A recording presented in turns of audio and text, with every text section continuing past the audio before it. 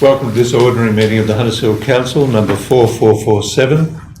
I'd like to acknowledge the traditional custodians of the land on which we meet and the waters that surround us, and pay my respect to the elders past and present.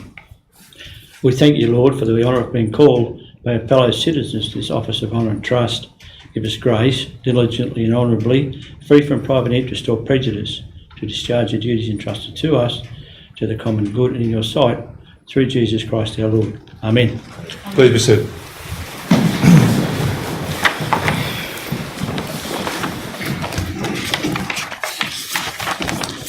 I don't think we have any apologies this evening.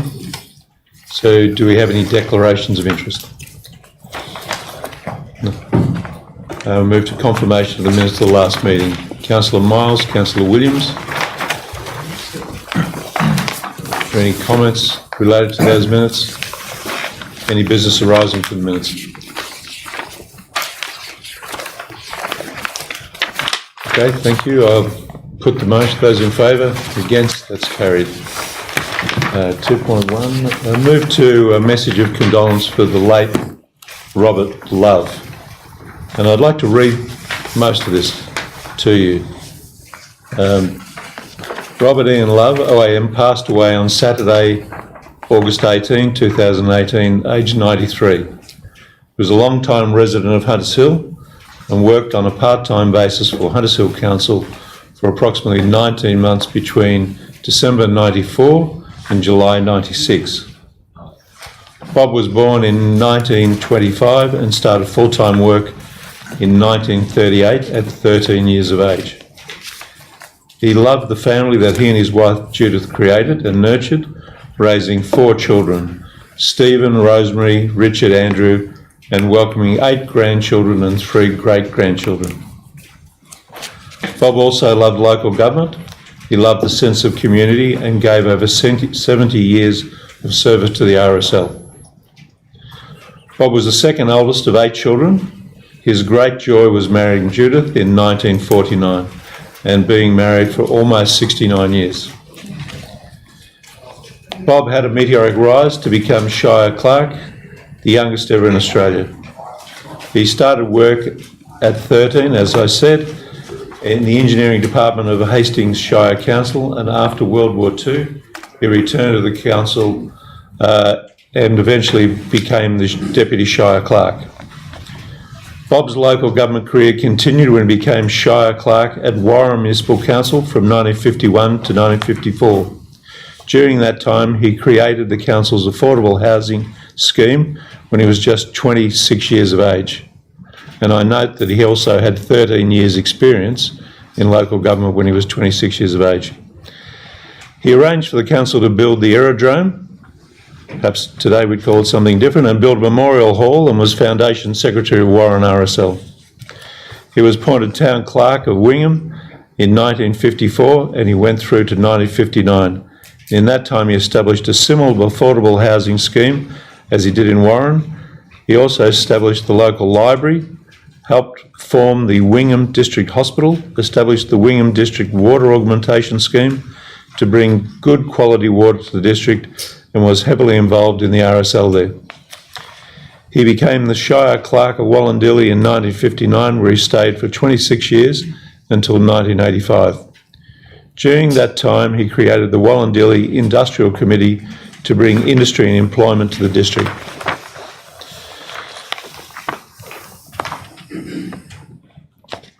That innovative brought many new businesses to the district, which made an enormous difference to employment in the Shire, and established the Cooperative Building Society to make affordable housing loans available. He also, after he retired in 1985, Bob and Judith moved to Sydney. He continued in various council roles in Leichhardt, Tremoyne, Willoughby, Urana, City of Sydney and Hunters Hill councils, and retired fully in 1992. Bob served on the Hunters Hill Traffic and Transport Advisory Committee here at Hunters Hill Council until 2012. Bob continued to be closely involved with the Hunters Hill RSL, Probus Clubs, the Historical Society, and provided 74 years of service to local communities over his 93 years life. Robert Love spent 54 years working in local government. He was LG Professional New South Wales Fellow and a member since 1951. He loved his golf, the Sydney Swans, and lived a full and meaningful life, contributing fully and making a huge difference. Council sent a tribute of flowers to his family, and the Deputy Mayor, Ross Williams, attended the funeral on Council's behalf, and I thank you, Ross. While his passing can only be regarded by his family and friends with the most heartfelt sorrow, many will remember Bob for his impressive contribution to society. He was a very important person in local government and a very important person in our municipality. The recommendation is at the bottom of the page. Moved Councillor Williams, seconded Councillor Crassoy. Would anybody like to make a comment on this? Councillor Williams. Yes, Mr Mayor. Bob, as most people locally knew him, was a legend in local government and did live for those three elements: family, the RSL and local government. They were very important to him, and it was made very clear at the funeral, the love and the depth of respect that many people in the community felt for Robert Love.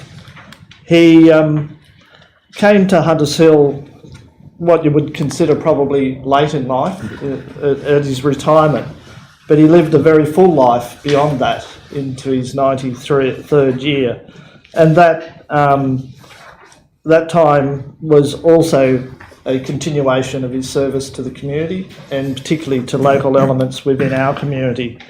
And people might not know, but he did have a tilt at becoming a councillor in '87, and stood with me and Richard Hardman to do that. So he looked at every aspect of local government, he looked at every aspect of our community, and provided the support and his own experience, his own particular expertise into those areas. And as you can see in his earlier career, he was a doer. He got things done, and right through to his time in servicing many of the community-based activities in Hunters Hill.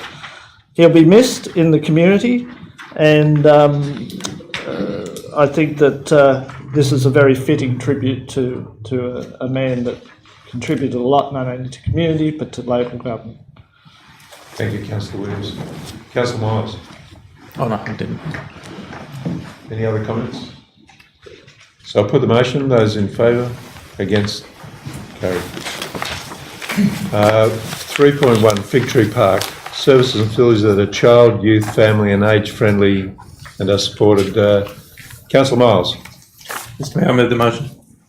Moved. Councillor Miles, seconded.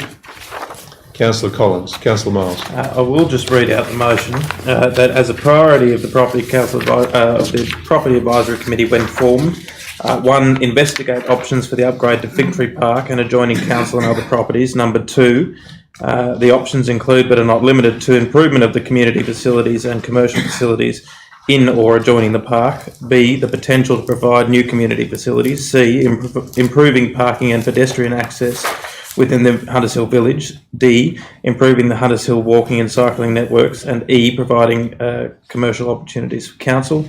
Number 3, the investigation process include A, consultations with the community, organisation, NGOs, state government agencies and that are currently occupying the facilities adjoining the park. B, consultation with local business owners. And C, consultation with the wider Hunters Hill community. And number 4, upon completion of these investigations, that the Property Advisory Committee make recommendations to Council on appropriate future options. Essentially, Mr Mayor, given the formation of the Property Committee earlier in the year, I think it's now time to start referring some of these projects that will provide a community benefit on the one hand and potential revenue streams to council as well.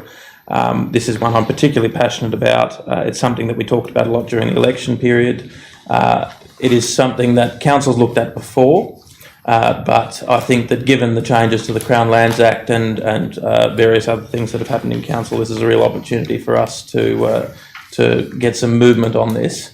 I'd like to see Fig Tree Park become a real centrepiece in the Hunters Hill Village, and I'd like for people to and for local businesses to be able to patronise that park a lot better than they are. I know that currently, as it is, parking is a big issue around that area. Patronage for the park is not particularly great, given you can only really access it from the Ryde Road side. So I'd like to see obviously the Property Committee make some recommendations in regard to upgrades that we can look at for the park. Obviously there's a plan of management that will need to take place in order for that to happen, but again, given the change to the Crown Lands Act, and given that we're going to potentially be given a duty of care to some of those properties on the Gladesville Road side, I think council's got a real opportunity here to create something unique.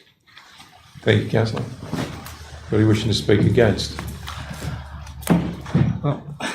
I don't actually wish to speak against the motion. Councillor McLaughlin. I do wish to perhaps ask Councillor Miles to consider an amendment, and that is that we set up a working party structure for this particular motion. And the reason I do that is because I don't think the Property Advisory Committee is the best forum to pursue something that is going to be as complex as what you're undertaking in this motion. There's going to be a plan of management required, commercial and development issues, and certainly a lot of community consultation. And I'm thinking that that's going to bog this committee down for a number of years, and it hasn't even met yet. So I'm suggesting that perhaps you might consider it becoming a working party. We have a working party for the playground, inclusive playground, and that's working quite well.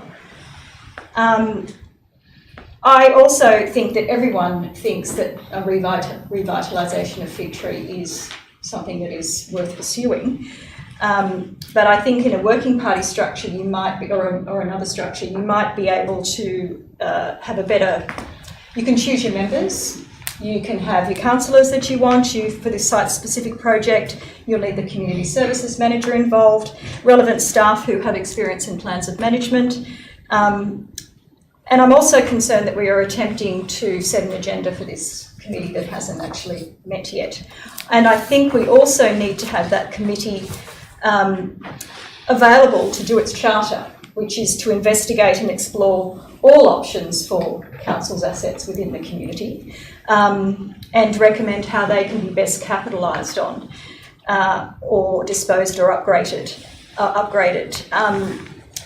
I don't think we need to be, the Property Committee needs to become a project deliverer and manager of a particular project. Obviously, Fig Tree Park might have come out of the Property Advisory Committee, but I also think that it's just too large a motion for that committee to undertake at this point. Bearing in mind that there might be other things that come out of the Property Advisory Committee that can yield a result and an income for council at a much earlier stage than a revitalisation of Fig Tree might actually bring about. So if you were willing to consider that, I think that might be a better forum for this particular project. Okay. Councillor Miles. If I can respond. Looking at all assets for the community is the purpose of the property committee, and I would think that setting up a working party would be, you're overcomplicating something that is not necessarily that complex. The property committee is formed to look at projects like this and many other projects with it. It's not an asset, it's not a revenue raising committee. The property committee is to look at assets and whether or not they are performing a community benefit, and if not, what community benefit that can perform. That may be improvements, that may be disposals, that may be a range of things, but the property committee, if it's not allowed to look at our properties, one of which is Fig Tree Park, and the adjoining properties that are coming from the Crown Lands Act, then what's it meeting for? This is the exact purpose that the property committee was formed for. So I don't think that having a separate committee of people looking at Fig Tree Park, and then for the next project that comes to the property committee, maybe we can have another working party to look at Henley Bowls Club, and then we can have another project committee to look at easements and other pieces of property on the peninsula or elsewhere in Hunters Hill, or look at Ferdinand Hall. You're sort of bastardising the initial intent of the property committee, which is to look at these assets and get property professionals and people in the community members that are going to be on the panel to assess whether or not they're performing a community benefit. And that is exactly what this motion goes to. Is Fig Tree Park providing the community benefit that it can? We need to consult widely. Yes, we need to use the knowledge of staff and the community services manager, and we may need to use external consultants on this project. But I mean, this is what the committee is for. Setting up committee on committee on committee will mean that you strangle the capacity of any outcome delivery when it comes to these sorts of projects. So no, I won't. So, Councillor Miles, could I? Is that a no? That's a no. That's a no. All right. Who would like to speak against the motion? Councillor Williams. Mr. Mayor, I'm not speaking against the motion as such, but I am probably speaking against item 3 on the agenda, in the motion. I never thought an advisory committee to council was to take the role of council, and I am concerned that an advisory committee would do the community consultation on behalf of council. I think they're the ideas generators, they're the people that have the industry expertise. They're not people that have community consultation expertise. And I think what I'd be looking for from the property committee is the ideas, the concepts, in a framework that comes to us from professional experts. Then we can take that and do whatever's required in terms of community consultation so that we can make our own decision, and there's a broad-based connection with the community on that issue. I think with big projects, which this one may be, I think a working party or a specialist group that come together, that build in the delivery mechanism. I never see an advisory committee as being a delivery process. I see it as being a development of ideas and concepts, which then we can put to the community if we think it's going to be something that we want to explore. I don't want to stifle or constrain the Property Advisory Committee's role in terms of looking at those properties, but I do think with any advisory committee, it is sort of moving beyond the concept of advisory committee to engage in that community consultation and actually delivering projects, which I think we should do through the council resources or through council taking on external bodies to do it, not a committee doing all that. So I support getting on with the property committee. I support seeing Fig Tree as probably the first thing that they look at in terms of 1 and 2.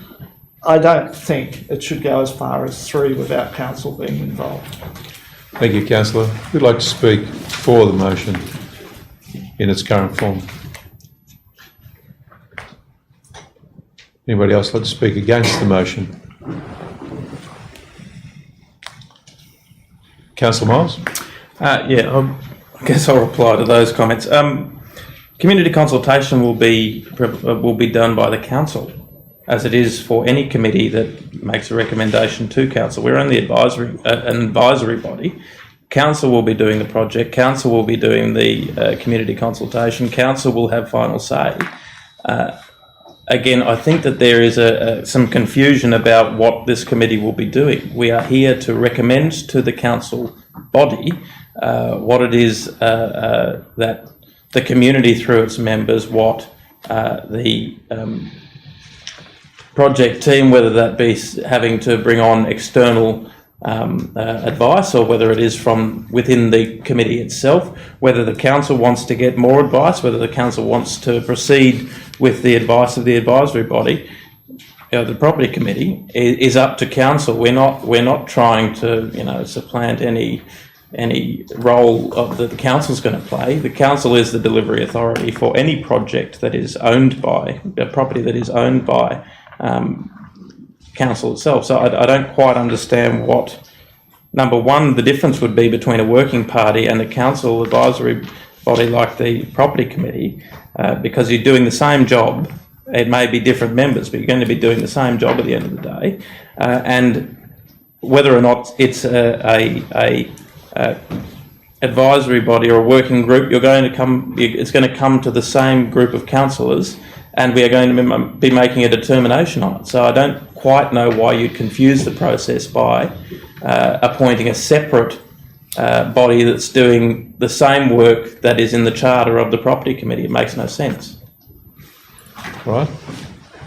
Are there any questions of clarification? Clarification? We'll have a question, actually, probably to Councillor Williams for you. Councillor Williams, so are you, would you be satisfied if point 3, for example, said the investigation process include council, A, consulting with community organisations, B, consulting with local business owners, C, consulting with wider community, before the committee coming back with their recommendations? Councillor So Williams. does that in one word in there? Is that what you're Oh, saying, that council should own that part? Yeah, I'm saying that is council's role. But So would you be suggesting an amendment along those lines, or? I think we're past that. That's just my question. We're past that, I think. Okay.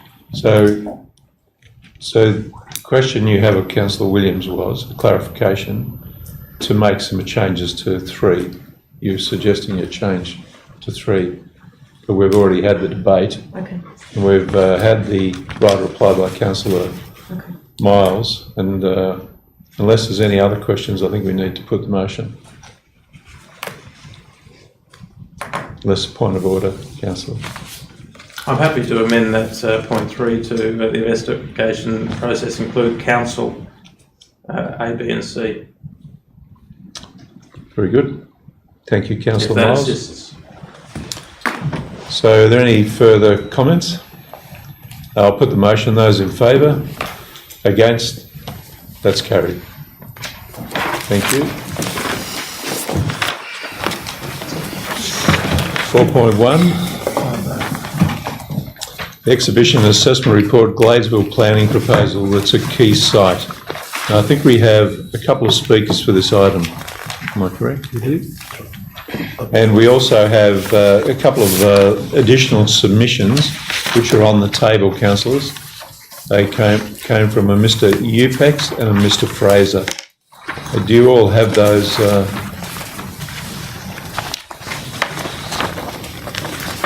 Would you like to spend a minute just to have a look over them?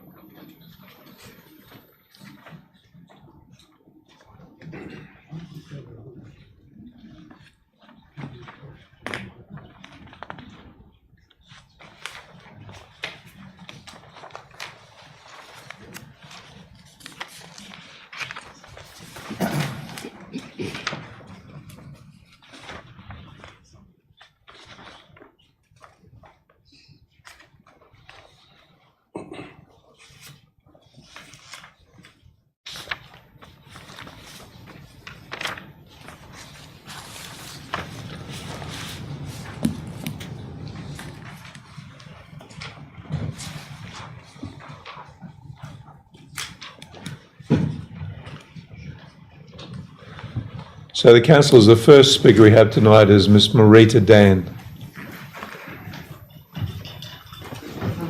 Please come down to the front. Just make it a little bit easier for to hear you. Welcome. Marita Dan. You have 3 minutes. Joint owner. I'm joint owner with my children of 231 Victoria Road, Glaysville, which is one of the old remaining shops that backs onto the laneway facing the quay site. Okay. As a child in the 50s, the quay site was the playground for myself and the other children whose houses fronted Massey Street, Cow Street, but backed onto this area. It was an open area of shrubs, bushes and vines, great on cracker night, but it was a wide open space for all to enjoy. It later became the council car park, convenient for all Glaysville and Huddersfield locals who came to shop at Franklin's, Coles, Woolworths, now BWS, and the other shops in the area. As a business owner, I am not opposed to the development of this site, but I am strongly opposed to the overdevelopment of this site, especially with the building height more than 5 levels above the ground level. My next issue is the unsolvable problem facing council, that will be the sizable increase in the traffic flow. There is no railway station in Glaysville and none expected in the foreseeable future. The extra traffic that will emerge from these buildings will be travelling largely to gain access to Victoria Road, either from Cow Street via Flagstaff or from Pittwater Road via Flagstaff and Massey Street.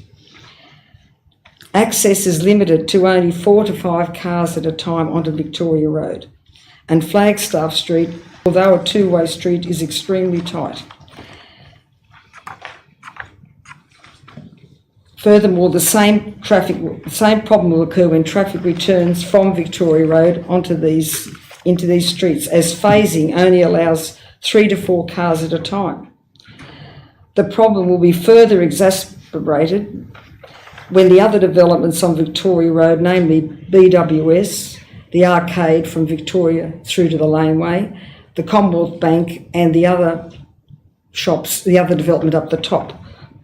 All these cars will exit from the laneway, not from Victoria Road. I request Council seriously considers these concerns before approving any of the proposed developments. Thank you very much. Thank you. Just if you could stay with us just for a moment, Yep. please. Councillors, do you have any questions?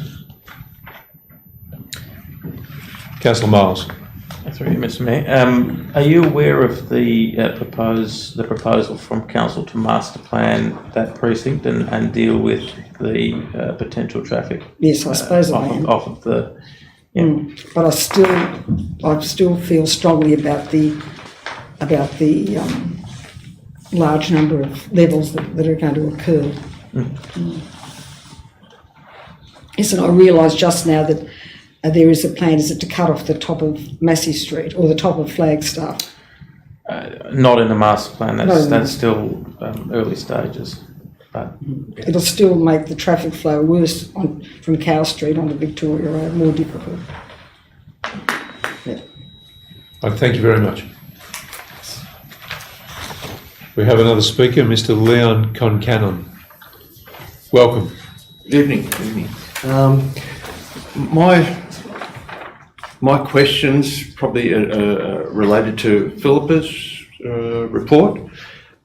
Nowhere in there that I can see does it relate to the period where the GSV development is actually happening, when the actual development excavation and such is all underway.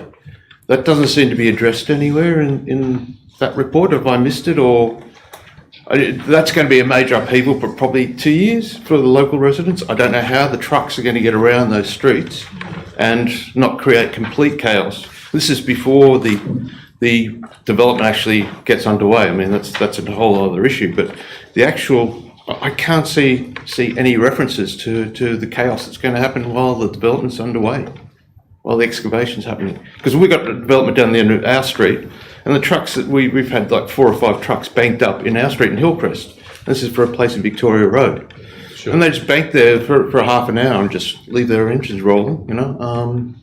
And I just wonder how the people in Cowell Street, Flagstaff Street, are going to deal with that. You know, Is that the only question you have? Well, yeah, it's just, I Did you have didn't any see any other- references. No, that's it. Do you have any? Okay, I'll just pass you over to Philippa.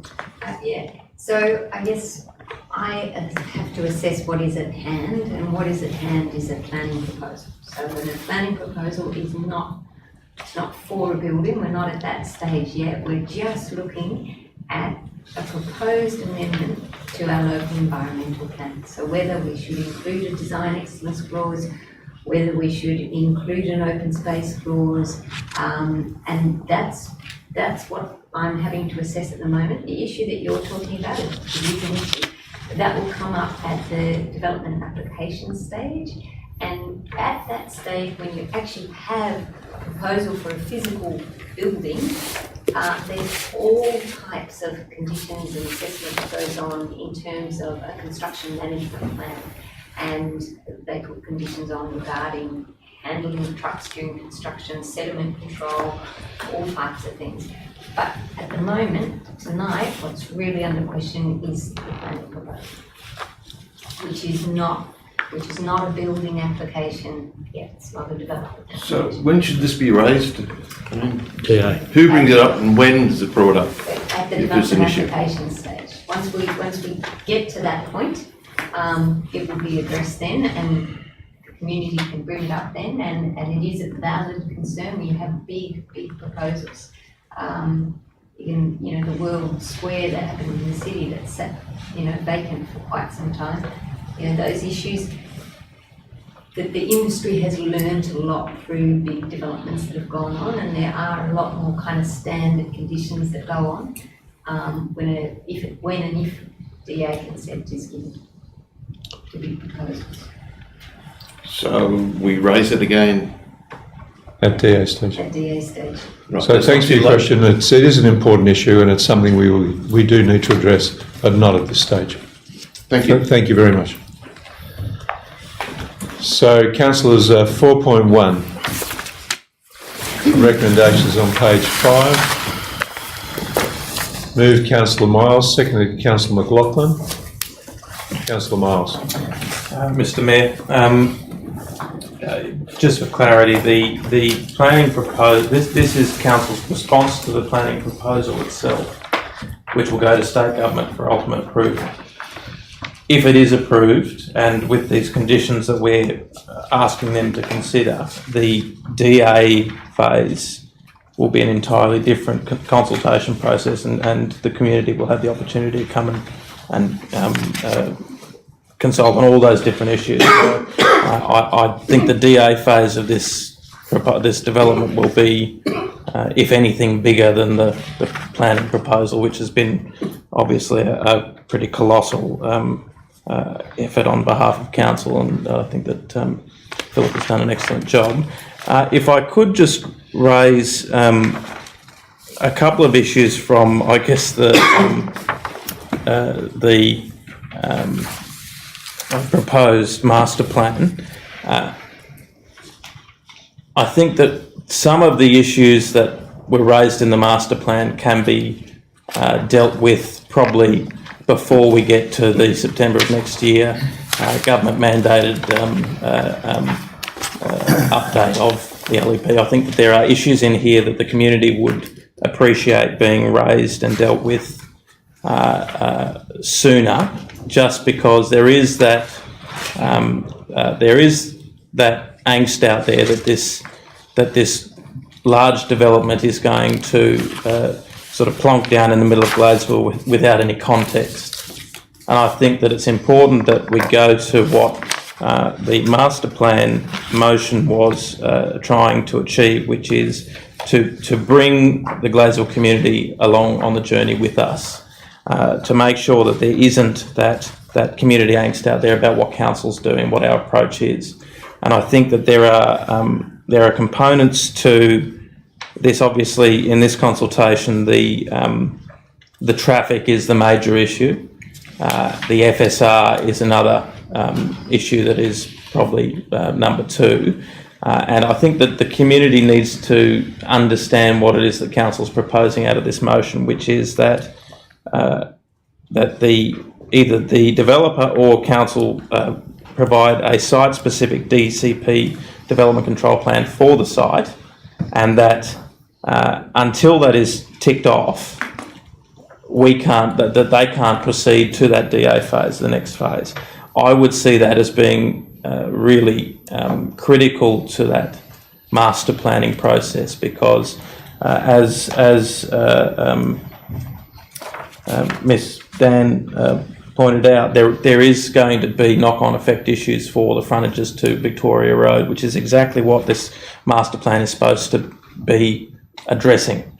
How do you develop the other sites? How are they going to fit into the context of what's called the key site? What's the context of that strip? What is Gladesville going to look like? How does it connect to the other side of the road? What is Ryde doing on the other side of the road? All those things need to be addressed, and they need to be addressed not just through this planning proposal in the DA phase. As the issues come to us, we need to get on the front foot now and address these issues before these development applications start rolling in, and they are going to start rolling in, or they are already rolling in on Victoria Road. And we don't want to miss the boat on this thing, because, as I've said from the get-go, if we get this wrong now, and we're talking about a tectonic shift in the way that Gladesville's going to look, if we get it wrong, it will be wrong for the rest of our lifetimes. I think we have the opportunity, because there is such interest here, to get it very right. But we're going to have to get on the front foot and make sure that happens, and make sure we're talking to the community, we're talking to the landholders, we're talking to the right experts that are going to provide the information to us on how we deal with the traffic issues, how we can manage traffic into local streets, pedestrian access, vehicular access, all those things, public transport. We have an opportunity to do that, and this is just the first phase, and again, council's done a great job in getting it to this point, but we need to get on the front foot now and get on with that master planning for Gladesville, presuming the government's going to accept some of our recommendations, which I hope that they do. Thank you, councillor. Who'd like to speak against the motion? I'd like to seek some clarifications. Clarification, councillor Williams.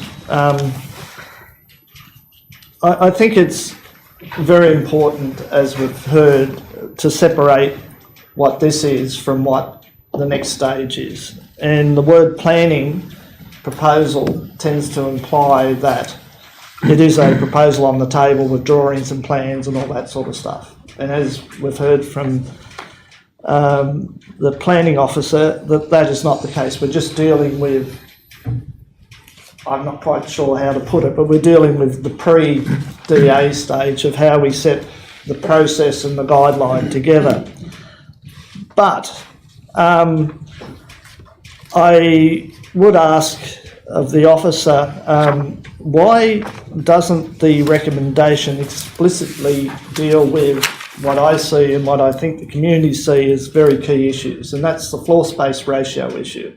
I know in E it says no bonus height or whatever, but I thought we were talking about no change to the floor space ratio.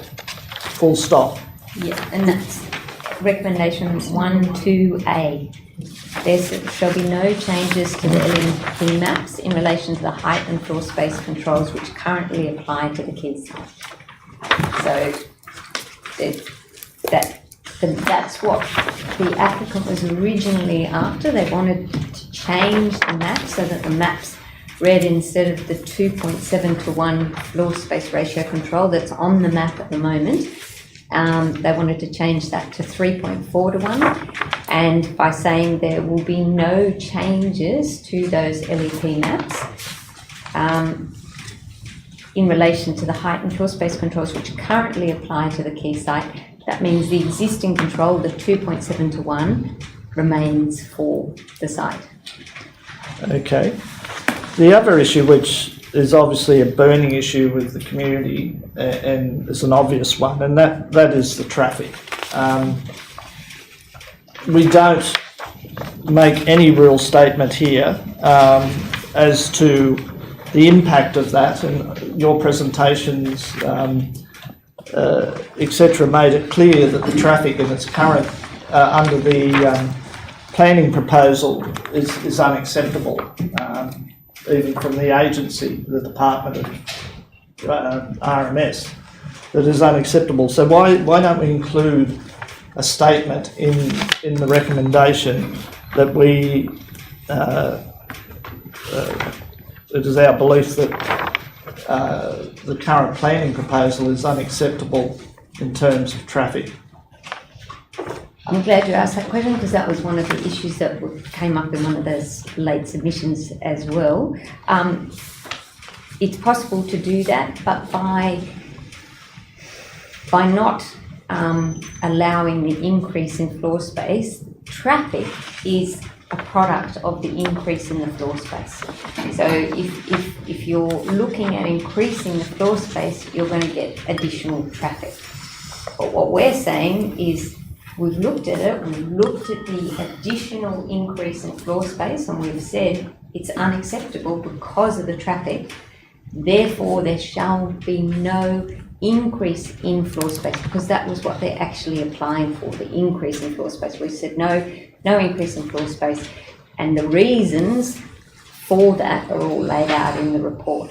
But it is possible to add to the recommendation to say, based on the assessment, and traffic being one of the major, issues that has come up, there will be no increase in the floor space, or no change to the map. So that is possible to do.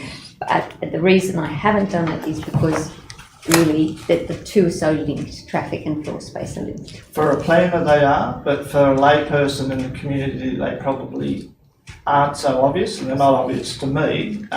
Seeing we got a very clear response from both the RMS and from the New South Wales Transport, whatever they're called, that the planning proposal failed on a traffic basis and also failed on a public transport basis, then I think we owe it to the community to articulate that in the recommendation. Does that answer your question, Councillor Williams? It does, that it's possible, so I'd be either moving an amendment or whatever to have that incorporated. I have another two questions, points, if I may. Questions? References made to heritage conservation in 2C. Again, in your presentations and in your more detailed report, there's real concerns that the planning proposal fails on its omission or inability to define and protect heritage, whether it's the conservation area on Victoria Road or whether it's the cottage at 10 Cal Street. And I think at this planning proposal stage we need to articulate very clearly the importance of that cottage and the need for it to stay where it is, which I think is what may have been alluded to in your presentations, that that was still a consideration. Yeah. Because what council has advertised is that it was looking at 3 alternative locations for it. And I don't think we're at that stage, nor should we be at that stage. So I would like to see in the recommendation a more clarity about what we see as the heritage issues, both in terms of the conservation zone and also, more importantly, the fate or what we would see as being the outcome for 10 Cal Street. So I'd like to build in that as well into the document. Just on that, 2C, where we're looking at the requirement for a site-specific DCP, says that the site-specific DCP shall provide detailed controls in relation to the following matters and heritage conservation. So yes, within that, I was wanting to encompass the conservation area along Victoria Road and the cottage, with leaving some flexibility, because as I say in the report, the work just hasn't been done to have a look at what the outcome should be for both of those things. It's very clear they haven't provided a heritage impact statement, and that needs to be done. But you could specify further there, you know, the heritage conservation and specifically the heritage cottage. I don't think you could predetermine the outcome. You want the heritage experts to look at that and determine the outcome. I think, Mr. Mayor, that is an important aspect to it, is that there is no predetermined, or there is no determined outcome in relation to both those heritage issues at this point in time. And again, to the layperson, that's another key point that the community and myself are looking for in the council's response, is acknowledgement of the issue and what is our view on that issue. And if the view is that we're nowhere near got enough information to resolve the heritage aspects of this, then we should be saying it in this document. That's why we don't believe that they've done enough work at this stage. So that's that issue. Did you have a further question? I've got several, if I may, Mr. Mayor. Certainly. Now, in this, we talk about commercial and residential floor space provisions, etc., but we make no provision there for community facilities. I was wondering if that's appropriate to be included in 2C. That I would expect at a development of this size that the community gets some benefit out of it, not only open space but also facilities for community, whether it's a library or whatever the use might be, to be determined, meeting rooms, etc. And the final issue I've got relates to what Councillor Miles was saying, and that's about we're trying to get a strategic approach or a plan to cover that whole precinct up there, not just the key site. And by having a site-specific DCP, we're heading down the path of, again, separating out this location from the broader shopping precinct. And I'm not quite sure how we're going to end up with a strategic plan for Gladesville, but a significant part of it is now excised out in its own little DCP. I'm not personally convinced that a site-specific DCP is in the interest of what we're trying to achieve strategically in that precinct. Okay, can I refer that to... I think on that issue, and I tried to address it in the report, timing is the critical issue, because we have an opportunity here, because we're at the end of a long process, planning proposal, they're long processes, and this one could be determined by the end of the year. I don't know what the department will do with it, but if they did go with the recommendation, then we have a planning proposal that could be done and our LEP amended by the end of the year, which would mean you have a framework applying to a more rigorous assessment framework applying to this site by the end of the year. If we don't put in that requirement, then we don't get that framework in place, and we're back to doing the LSPS, the Local Strategic Planning Statement, and the work that was required for that. And we're looking at an outcome that, at best, would be mid next year towards the end of next year to get anything in place for this site. Any additional tier, level of additional assessment requirements for this site. So it is largely a timing issue and largely working with very limited mechanisms we have available to us in the planning system to control what can be done on sites and how you control what can be done on sites.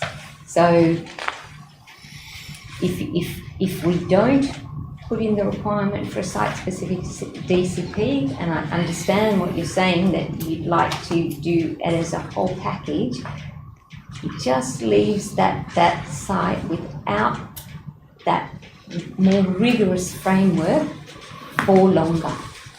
And we don't know, the applicant, anybody who owns that site could come in tomorrow and lodge a development application. And the requirement for a site-specific DCP says that a DA cannot be given consent until the site-specific DCP is prepared.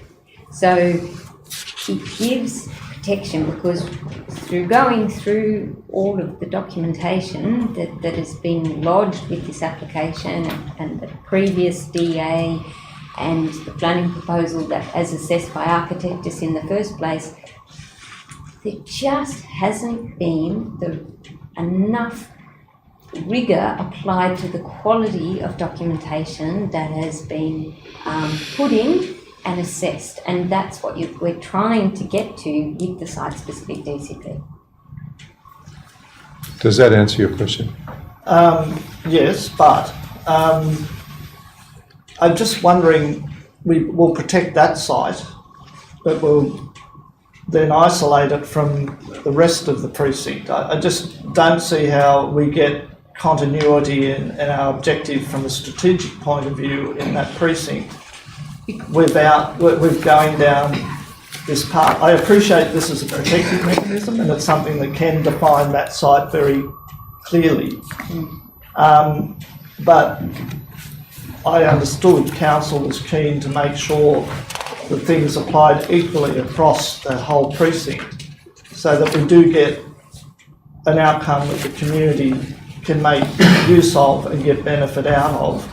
I just don't mean in terms of community outcomes, but I mean in terms of a viable shopping centre, a viable public open space, etc. I'm just concerned if we do things in isolation, then we're missing what we've been trying to achieve for Gladesville, which is a more strategic vision entity for that area. So maybe you could explain to me as to how we make use of a site-specific DCP for that site, how that then translates into the strategic planning for the broader site. Now, I'd be more comfortable with doing a site-specific one for the key site if I knew that had a connectivity or relevance to what we're going to do. Are we going to change the DCP for the other part of that shopping precinct as well to marry in to get that continuity between the two sites? So a site-specific DCP, any information, when you're looking at a site-specific DCP, it has to take into account the surrounds, and it has to take, into account pedestrian linkages and where you're having the pedestrian linkages to connect through to Victoria Road, the fact that you've got a conservation area abutting onto the quayside, all of that has to be taken into consideration. So the two work together and would actually, they would have to complement each other. And yeah, I don't really see a disadvantage. I actually only see an advantage, because you get a framework that helps with getting that more rigorous assessment that you want for the quayside, plus you're working into a broader kind of framework, which is the local strategic planning statement, and putting them together, and you're just possibly doing in more detail planning for the quayside, and then wrapping the other kind of strategic planning around it and responding. They can both be working together. So it would be feasible for that site-specific DCP to then inform and not drive, but modify the DCP for the surrounding area. Yeah. I mean, that's the intent. The local strategic planning statement, the work that will be done with that, will drive amendments to the LEP and the DCP. And also the site-specific DCP will probably bring up issues that require amendments, possibly to DCP and the LEP as well, possibly. Often out of site-specific DCP will come further recommendations for amendments. So yes, they can work together. Thank you, Mr. Mayor. I appreciate the thorough response to my questions. I'm just wondering, in terms of what the mover has moved, whether or not any of those points I've raised with the appropriate wording could be accommodated within the motion. All right, thank you.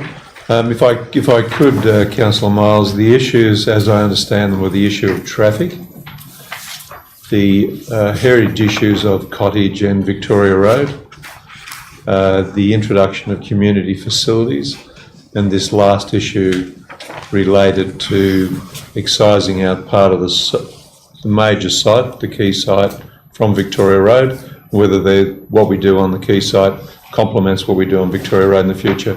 And according to the advice we just got, yes, it would. What we do on the quay site will inform what happens on Victoria Road in the future. Is that correct? That you understand? Yeah. Councillor Miles. Just one final point, Mr. Mayor.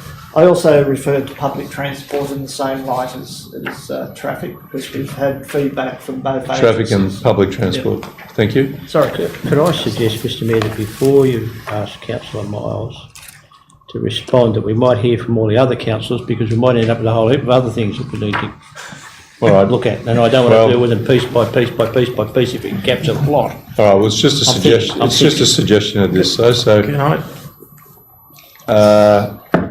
do you want to address what Councillor Williams has suggested? Yes. Please, Councillor Miles. Just to be clear about what we are recommending, as is my understanding, we are saying that the planning proposal as it has been submitted, we are refusing that as it stands. And we're refusing that, as I read the report, on the grounds of inadequacy of the transport, the vehicular access. We don't support any increase to FSR, and there are heritage concerns, and we will look at things like open space and what benefit we can get out of that. The only thing that Councillor Williams mentioned that I think that you could address, that we probably haven't in the report itself, is community facilities. But as I understand it, and upon my reading of the report, what we are saying is 90% of what Councillor Williams is saying is we don't support the proposal as it is. We are refusing we are recommending refusal of the proposal as it is, on the grounds of more work needing to be done on vehicular access, public transport, open space, no changes to the FSR, heritage concerns. Is there the potential to put something about? Well, So that's my understanding, which I think. Thank you. So actually you've clarified fixes what Councillor Williams was addressing. So could I have anybody who would like to speak against? Anybody? Nobody else against? Anybody for Councillor Miles's motion? Can I just have a point of clarification, Mr. Mayor? So the motion is as it's stated here.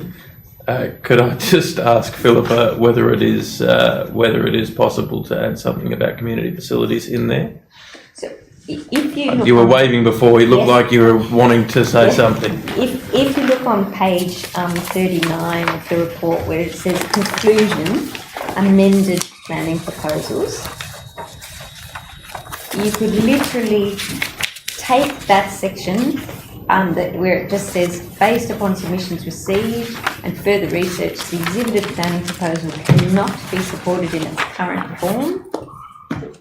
And you could list those reasons under the recommendation part 1, which says that council refused to support the exhibited planning proposal in its current form for these reasons. And it lists, there's the traffic, there's the heritage issues, and then the applicant has not provided satisfactory justification for the proposed increase in floor space. There are no community benefits which can be ascribed to the increase, and you could change that to say there are no community benefits or community facilities that have been ascribed. I'd be comfortable with that if that's. Well, hold on just a moment. Is there anybody who would like to speak against the proposal? Anybody for the proposal? For the motion? I won't go over all of the other issues which I agree with Councillor Williams and Councillor Miles on, but I did just want to thank the residents because obviously your submissions formed the basis of this refusal, and you're very important. They were very important in guiding Philippa Hayes in her planning proposal, in the refusal of this planning proposal, and coming up with a site-specific DCP idea for this particular project. Everyone's mentioned it: the floor space ratio, the heritage, the open space, the traffic. These are all the things that were so important in us having justification for refusing the planning proposal in the first place. So thank you for coming along with Philippa and the council in bringing this to the position we're in today. And also, of course, thank you, Philippa, once again, for making what is a very, very complex planning regime into a little bit more of an easily understood proposal for the community and for councillors as well. Anybody else like to speak against the proposal? Anybody else like to speak for the motion? Councillor Sanderson. Thank you, Mr. Mayor. I too would like to thank our Senior Strategic Planner on the excellent work she's done. And I must say to the people of Gladesville that you've been very patient through this process. Unfortunately, this is only another step. It's going to be some time before there's an outcome. It won't be in the time of this council. But I think the step we're taking tonight is a very important one. It sets the ground rules. We've demonstrated with clear evidence about traffic, public transport and all the other features that it is absolutely untenable for floor space ratio to increase. That's going to be put strongly, and I think it's presented so well. I would have difficulty in understanding how the Department of Planning could refuse what we are going to put forward. I agree with Councillor Williams that we should, in our motion, just explain some of the other things, just so that it's more digestible. I realise the concept of a strategic or a planning proposal is quite difficult, and I spent quite a lot of time reading a lot of the submissions that came from the people of Gladesville, and quite clearly in a lot of those submissions the concept of a planning proposal wasn't understood. At the end of the day, it's only the very first step of amending our LEP, but it's good that we get that done and we head off in the master plan direction. The only other thing I might suggest in the motion is that perhaps we need something to say a bit more specifically that the site-specific DCP will in some way be married to the other sites in that area. I don't quite know how we do that in wording, but certainly when we get to that stage, that's something we've got to do. We've got to ensure that, for instance, that the shareway becomes a pedestrian way. We have to ensure that the vehicular access is from a minimal number of points and the traffic as far as possible goes onto Victoria Road. It doesn't go into any of the minor roads at the back of Gladesville. That's just not on.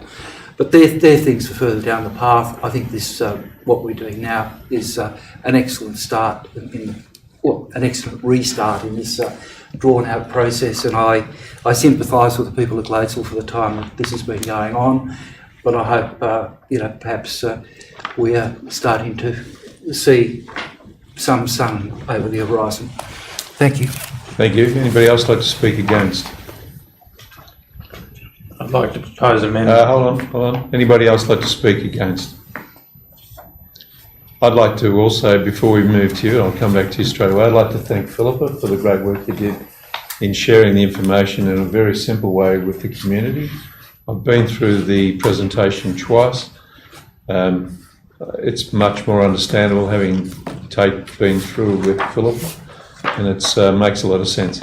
Now, Councillor Miles, there have been a number of suggestions, and I know you're busting to get those suggestions in, so would you like to take us through what amendments you'd like to make? Recommendation 1 to remain as is, recommendation 2 to change to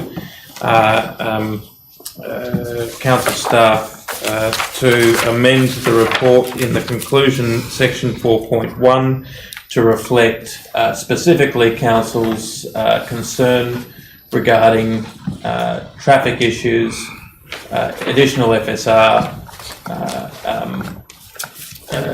transport issues and issues relating to the retention of... Could I just check, I'm sorry to hold you up, are you suggesting we amend the report or do you want to bring that into the recommendation? I'm suggesting that as recommendation 2 we put a recommendation in the second in part 2. So we bring that we do, 4.1 and then 2 becomes 3 and it continues as... Okay. So to assist you through the mayor, Councillor, you're saying 1 will be amended to incorporate... No. One stays as is. There is an additional point brought into 2, which is that section 4.1 of the report be amended to reflect the comments of council tonight. 2 becomes 3. And 2 becomes 3.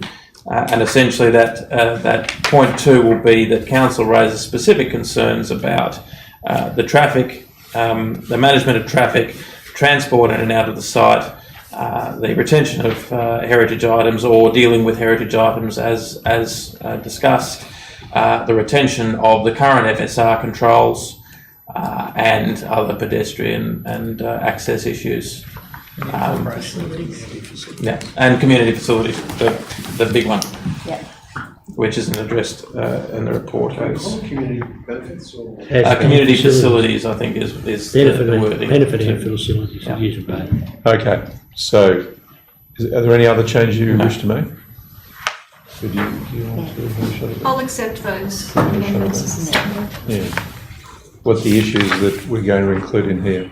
So 2 becomes 4.1, amended planning proposal. Do you want to say something specifically about traffic and public transport, or are you happy that... Yes, I think that the issues discussed tonight can be listed, and that they are traffic, public transport, heritage, community facilities, and FSR. Can you capture those? And just the heading part of that, so 1 is that council refused to support the exhibited planning proposal in its current form. 2, the reasons council are refusing to support it in its current form are, and then you just want them listed.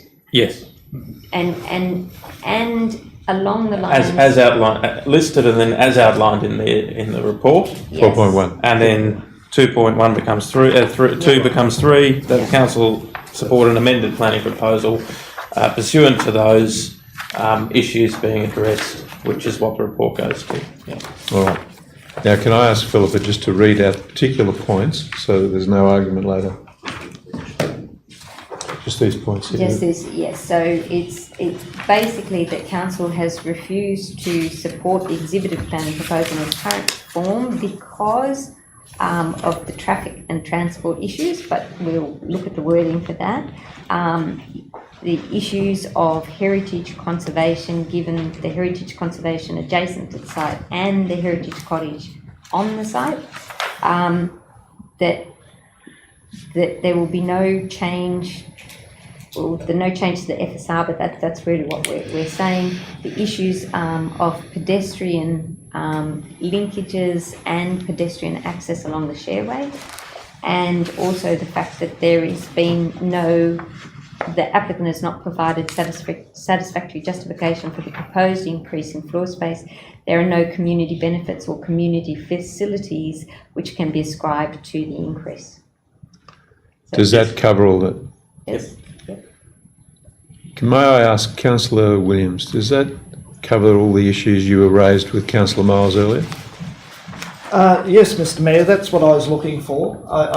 I appreciate the time that the planning staff have put into this, but I also appreciate the extent which the community has gone to put its viewpoint.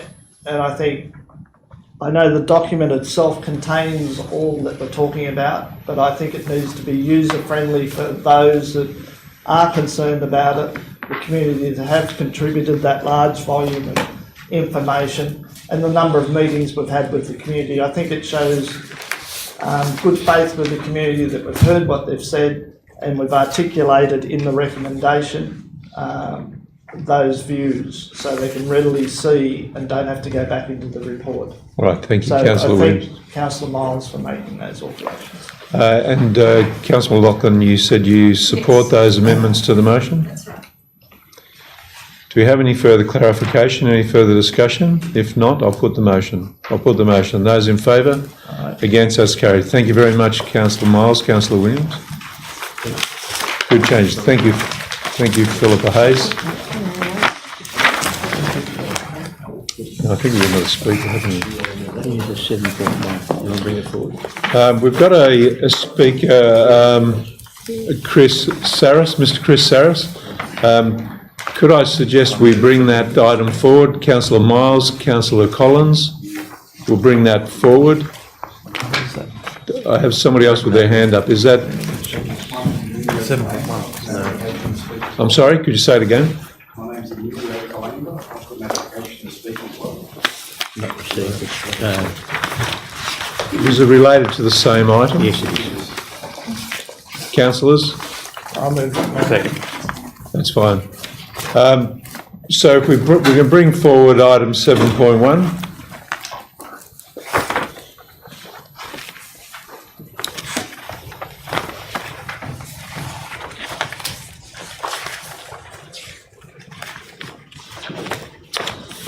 All right, thank you, Mr. Saris.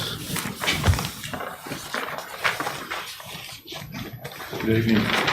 I'm a resident at 6 Ferry Street, and we oppose any changes being made to what's to the situation as is now. In your report here, you mentioned that you propose the changes because there are matters of congestion and that there are matters of also traffic safety. But this is not the case. There are 5 houses which border onto Yurton Avenue, all have off-street parking. They choose to park there in the avenue because it's more convenient than reversing out of their garages. There is no congestion. All day today, there was only one car in the lane, and that was mine. And when I left, there was another one. So it's 2 in Yurton Avenue. So there is no question of congestion. The congestion was only the case when number 1 and number 3 were under construction. That construction is finished. You know, there were concrete trucks, concrete pumps, excavators, tradesmen all over that place, and yet we all managed to get on. The builders would say, you know, we've got a massive concrete truck coming through, please remove your cars. It was done. There are no matters of congestion at the moment. The other point is, you mentioned that there is a safety concern. I don't know who made this up. I've been there for 7 years, no one's been run over, there's been no accidents, no dogs have been killed. So, who's come up with this? You know, the points of, who's come up with suggestions that there's matters of problems of congestion and safety? That's not the case. I mean, I request that maybe any of you would want to just drive down there at any time of the day. You'll see there's maybe 1, 2 cars there. That's it. So we do not support the proposal. Okay, thank you, Mr. Saris. Councillors, just one moment, Mr. Saris. Councillor Miles. Just through you, Mr. Mayor, how did this come to the attention of the Public Transport Advisory Committee? Maybe Well, I think we might have the chair with us. Do you recall, Councillor Sanderson, how this came to us? Well, the material in the report is what came to the committee, but where it came from before that, I do not know. A resident wrote and asked us to do it. Yeah. That's how it got on your agenda. One resident. One resident. And I would, if I could add, I think that was I think I know who it is. And that house was under construction for 5 years or thereabouts. So we had tradesmen coming and going, trucks coming and going for about 5 years. We've put up with that and there was no issue.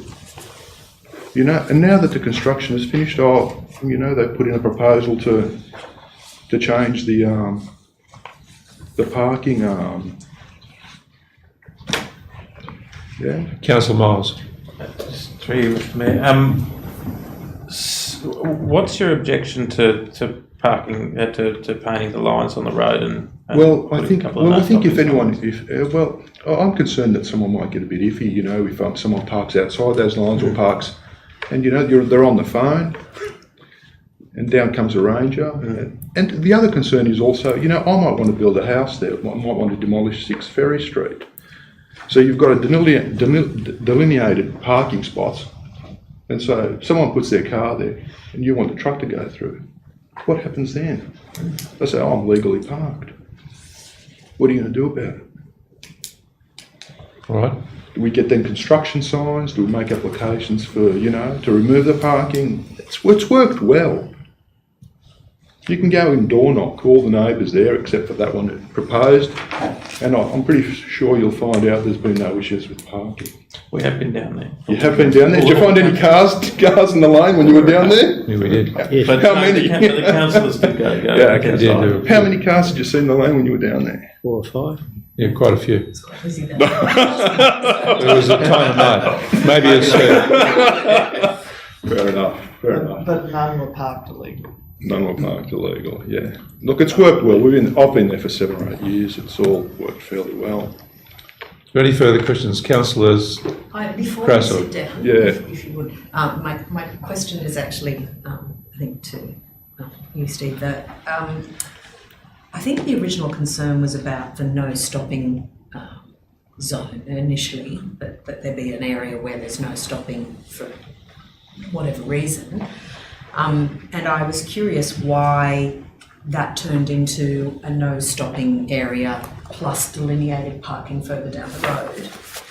So just before you sit down, is there a reason? Yeah, through you, Mayor. The reason was, as expressed on site, it was basically visually and also turning in and turning out of those close gate entry points, so there wasn't enough turning path for vehicles coming out of those three I houses. understand about the no stopping thing. Yeah, but if you parked the car near those entry points, it was very hard to enter and exit the site as the turning path was constricted, and that was the issues with regard to putting those stoppings further down. I've got a garage that is on that lane, or Yurton Avenue, and often people do park on the other side, and I can't get, well, I don't use it much, but I can't get the boat in or out, but, you know, a door knock normally just fixes it. Hey, please move, can you please move your car? There's only 5 of us there. Actually, there's only 4, because number 4 Ferry Street never parks in Yurton Avenue. So there's only 4 residences that use Yurton Avenue. Does that answer your question? So my question to you is, you don't want the lines outside your place? No, I don't. Do you object to no stopping being put up? I don't think we need it. We don't need it. More storage. It's a waste of money, a waste of time. All right. Okay, thank you. Okay, thank you very much. Thank you. Welcome, and could you give us your name again, please? Emilio Calandra. Thank you, Emilio. I'm a resident of number 3 Yurton Avenue. I've been an owner for 11 years. I was there before the new build at number 1 Yurton Avenue, the applicant who's brought this to everyone's attention. The applicant has been weekly contacting your engineering department. And in his words, he has to act upon it, otherwise he's going to get another email next week and the week after and the week after. He no longer works for your office. So that's how it all came about. My concerns are, if the no parking sign gets put there, the 2 cars that we normally park close to my property will go push down to his property, and I'll take two spots of his property that other people then have to park out in the street on Ferry Street.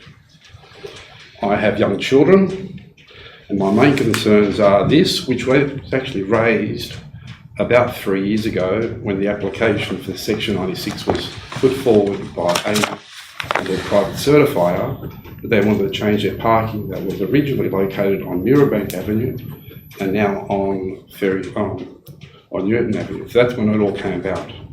And my concerns was then, if it was put there, where they proposed it, where it is now, we'll lose 2 car spots. This whole conversation was had then. The private certifier had the power to sign off on it. Now we're here today having this complaint. So my main concerns are, we've got 5 residents in the street. 3 out of the 5 have properties, which you guys have now seen, below the street. So my property and 2 other properties. Reversing a car onto a street when you're below the street is a higher risk of a child or a dog or a person being run over. So there's one main point. Number 3, number 2, and Ferry Street. We have 1 light that lights up the whole of Yurton Avenue. If you're going to be putting a no stopping sign, you're going to force my children, plus 11 other children that use this street, to walk down the street that's dark. The walk down the street that has cars reversing onto it, I don't think it's appropriate that way.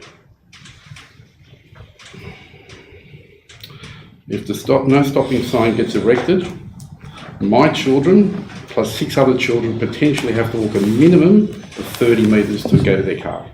If I forget a tennis racket in the back of my ute, or for any reason that I have to send my children to get their school bag or their blazer, they're walking out of the street for that period of time. And that's not required if the parking stays the way it is. So let's do that. So you'll say no, or we don't do it. My concerns are that the the party that has drawn this to your attention has a very patient run in this whole process, knows the way the process runs. They were successful in the Section 96 and just been slowly getting exactly the way they wanted, which is okay, but I think the line has to be drawn here and say that enough's enough. I'm not sure if you guys were involved in the approval process or the pain that council goes through with this particular neighbour, but I think it's unreasonable for this one party out of the 5 people that live on this street to always get their way. And to the public, that's what it looks like. It looks like council are losing the fight all the time. Okay, thank you. Your 3 minutes is up. Do you have any other burning points? I have a question for Mr. Griepus, and that relates to consulting with all the residents in the street. Mr. Griepus, have we consulted with all the residents in the street? Not once. I'll answer that. No, But I have no, been no, contacted. no. Thank you. No. Thank you. Settle down, Emilio. Just No, I live there. We know. It's an Excuse emotion. me, excuse me. That's Just enough. wait. That's Just enough. It's a question for Mr. Griepus. Mr. Griepus, could you answer that question? No, we haven't consulted with the community and in particular the 5 Okay. residents. So maybe that's something we still need to do, councillors, before we go any further with this. Right, thank you very much. Thank you. We have a recommendation on page 101. Councillor Miles. I'd like to move an alternate recommendation. Yes, Councillor Miles. The report is received and noted. Okay, secondly, Councillor Williams. As we've heard tonight, and we did visit the street, and I don't view it as a them versus us or anyone getting the better of council. Goes to your earlier point, I just don't think it's necessary. I don't think it's an unharmonious situation down there. It's a similar situation to most streets in Hunters Hill. If we're going to throw money at signs, maybe it'd be worth throwing a bit more money at better lighting. Is the only point I can take out of the residents' presentations tonight. So I just don't think it's necessary. So can I be clear about what you're suggesting as an alternative motion? Could you tell me? Receiving in the report that's in the paper, and that's it. And that's it? That's it. Councillor Williams, that's your understanding too? Yes, Mr Mayor, I don't see the need to proceed with it, so to receive a note is a simple way of dealing with the matter. Right, thank you. If I can speak to the motion or whatever as the seconder, I find it's strange that council hasn't consulted with the people that are going to be affected by it. I now have heard from 2 residents, and we saw one on site that had no real problems with the existing arrangements. So I think we've got to consult with the community when we do these sort of things, particularly where it is a low impact area and the issues are normally sorted out by the residents that live there. So I believe we shouldn't proceed with this, and I think the motion's appropriate. All right. I wonder, Councillor Miles, should the motion also say and run a consultation with the residents? Not necessary. We have nothing to consult on. Yeah, status quo maintained. All right. The status Anybody quo wishing to maintained. speak against the motion? Councillor Krasoi. Thank you for to speak. I think that there should be some consultation on it. What I understood when we went down and had a look at the street is that there is an issue with a driveway that we approved for the owner of the vehicle coming out of their property and turning left into Yurton Avenue to leave, around that particular spot becoming no stopping so that they can, safely turn out of their driveway without too much juggling. I looked at the houses in the street where you're talking about, where the no stopping sign will go. And if I'm right, your property is at the end of the street where the gate's open and there's quite a large turning bay and garages and places for you to navigate your way in and out of your property for your children. Reverse out. We approved an application for a house to be built with a driveway where the owner now feels they can't safely get onto a street that is apparently poorly lit with children hopping in and out of a ute. And if the driver coming out of that property feels they can't do it safely, I think we do need to explore it and consult the residents. I don't quite understand about the line markings further down the road, but as far as the no stopping zone goes, I think, someone's asked us to consider it, and generally we consider things. I don't quite know why it's come as a motion for us to accept without there having been consultation, but I don't think we should just necessarily receive a note because the street isn't the same shape that it used to be. There is now a driveway there, And for better or worse, we approved it. And I think we perhaps need to look at that safety issue around that no stopping, if it is a safety issue, if it is a dark street. Thank you, councillor. Anybody wishing to speak for the motion? Councillor Sanders. Yes, I was chairman of the traffic committee the night this matter was heard. I was led to believe there had been consultation. This seemed to be the only solution. That doesn't seem to be the case. I accept the fact that there are now 3 residents say they don't want them. I don't see that we need to waste any more time on the issue. I'm very happy to support the motion of Councillor Williams and Councillor Miles. And I think it's one of the lessons that the committee needs to take, that there needs to be better consultation, and unfortunately I think a lot of the reports that the committee is receiving, there hasn't been consultation beforehand, and I think that needs to occur. Councillor. Just a point of clarification, the resident that we saw on the street wants the no stopping sign. Thank you, councillor. Yeah. So are there anybody wishing to speak against the motion? Councillor Miles. Right reply? I would just say, to Councillor Crassoy's point, that there is no reason why a proposal couldn't be brought forward again. I think that this proposal before us, given no consultation had occurred, and given that it is looking at the street as a whole rather than the issue that's obviously been raised, that this is the wrong way to go about it. So to receive a note, this doesn't discount in the future something else happening. We can put a no stopping sign. It will have to go through Councillor Sanderson's committee. Obviously, message heard, but consultation will have to happen with the other residents of the street, and it may just be one car parking spot, but even if it is, we need to consult on it. So this isn't a forever solution, but it is saying that the permanent line markings and the no stopping zones all down the street perhaps isn't the best solution. Thank you, councillor. I'll put the motion. Those in favour of the motion, that's carried. Thank you, gentlemen. Thank you. So we'll return back to our order of business. I think we go back to 4.2, is that correct? Back to 4.2. Have a motion. Move. Could I just check? I was a bit slow getting my eyes up. Councillor Miles, second, Councillor McLaughlin. Councillor Miles, did you want to comment on this? Anybody wishing to speak against? In clarifications, Councillor Williams. To raise some issues, if I may.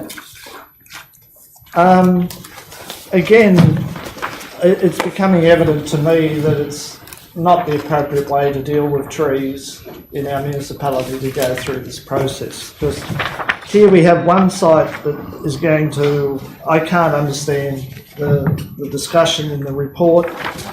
37 trees have been requested to be removed. And after reading several pages of stuff here, I can't count up 37 trees as to the number saved or the number lost. This process of reporting on issues that have been delegated to staff still don't provide me with the information I need to satisfy myself that the process is working correctly. There's the removal of 3 trees, the pruning of 3 trees, and replacement planting of 3 trees. Well, what does that mean?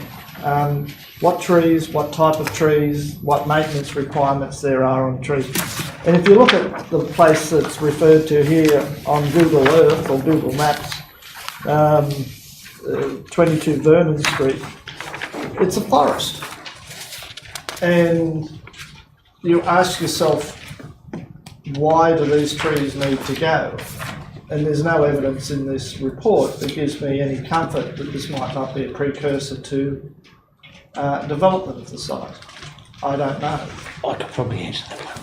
But there is certainly a unique situation here where a property has a very large number of trees that provide a very important vegetation in Hunters Hill, and it's just dealt with under delegated authority with minimal information confusing as to what's going and what's not going. And again, right through wherever a tree is being removed, it doesn't really give any comfort as to what's going back on the site, even where replantings are required, as to are they appropriate plants. Further on in the next item, it makes reference to replantings, but they're only shrubs. Replacing trees with shrubs, I think, is inappropriate. Anyway, it's a point that I've raised time and time again about these reports. I don't believe there's sufficient information in there to satisfy my requirement to be able to assess the merits of what's been done under delegated authority. Thanks, Councillor Williams. Councillor Williams, would you like to pursue the Yerton Avenue in this meeting? Vernon, sorry. General Manager has a response on that if you'd like to hear it. Oh yeah, well, I'm keen Vernon, to sorry. find out more information about something as significant as this. It's been done under delegated authority, it's happened, but I'm none the wiser as to the reasoning behind it. Perhaps I should explain, Mr Mayor. Please. These are the reports that previously would have come to council that are now dealt with by the Development Control Unit. I chair the unit. So I share your concerns when I saw the report that said 37 trees and nearly had a heart attack. So what this report does, and we can't do it, we'd have to reprint the whole of the business paper for the DCU and then attach the decision to it.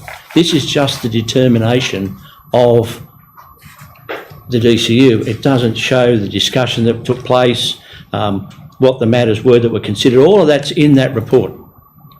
And yes, it is a forest. We went exactly through the same thing. And if you look at point number 1, which I made sure was there, is the submission of a landscaping plan showing the existing burn location, no trees to be retained, new trees to be planted. But they can't just take them out and do nothing. Right? They have to do a plan first before they can do anything. Just in that one as an example. That's clearly over and above what you would normally expect. The other ones, I think, are all covered off. If you had read the report, looked at the report and said, this is the decision emanating from that report, I think you'd be satisfied. But you can't look at these decisions without having read the report as well. And you all get those every week. Councillor Williams. Do we get those reports every fortnight? You most certainly do, and they're also on the website. Where are they in my... It's a downloadable link. Oh, it's a downloadable link.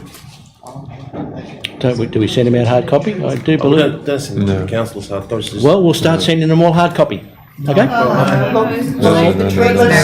Mr Mayor, let's not go over the top. You know, I can't have one councillor says he doesn't get them, so I mean... But we'll make sure...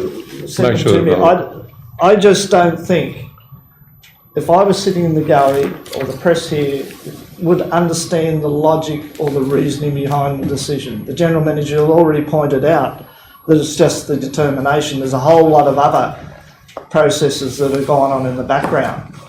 To me, just having inserted in here the resolution without any commentary, without any... It just makes this report meaningless. What's the purpose of it? I can't evaluate it. Community can't evaluate it. So why are we getting these reports unless we are given the ability to be able to understand the process behind it and be able to justify it in their own mind, and for community, when they're looking at this business paper, to be able to understand it. I think it's fair and reasonable that we expect that, but this is what we get, and to me it's not satisfactory. All right, thank you, Councillor. All right, anybody wishing to speak for? I just have some more questions if I could. Question. It's just in relation to the same issue, and through you, Mr Mayor, to Mr Creepers. This site was the subject of the DA some time ago. Came to CAP. Not from my recollection, no. Is it this old sandstone property?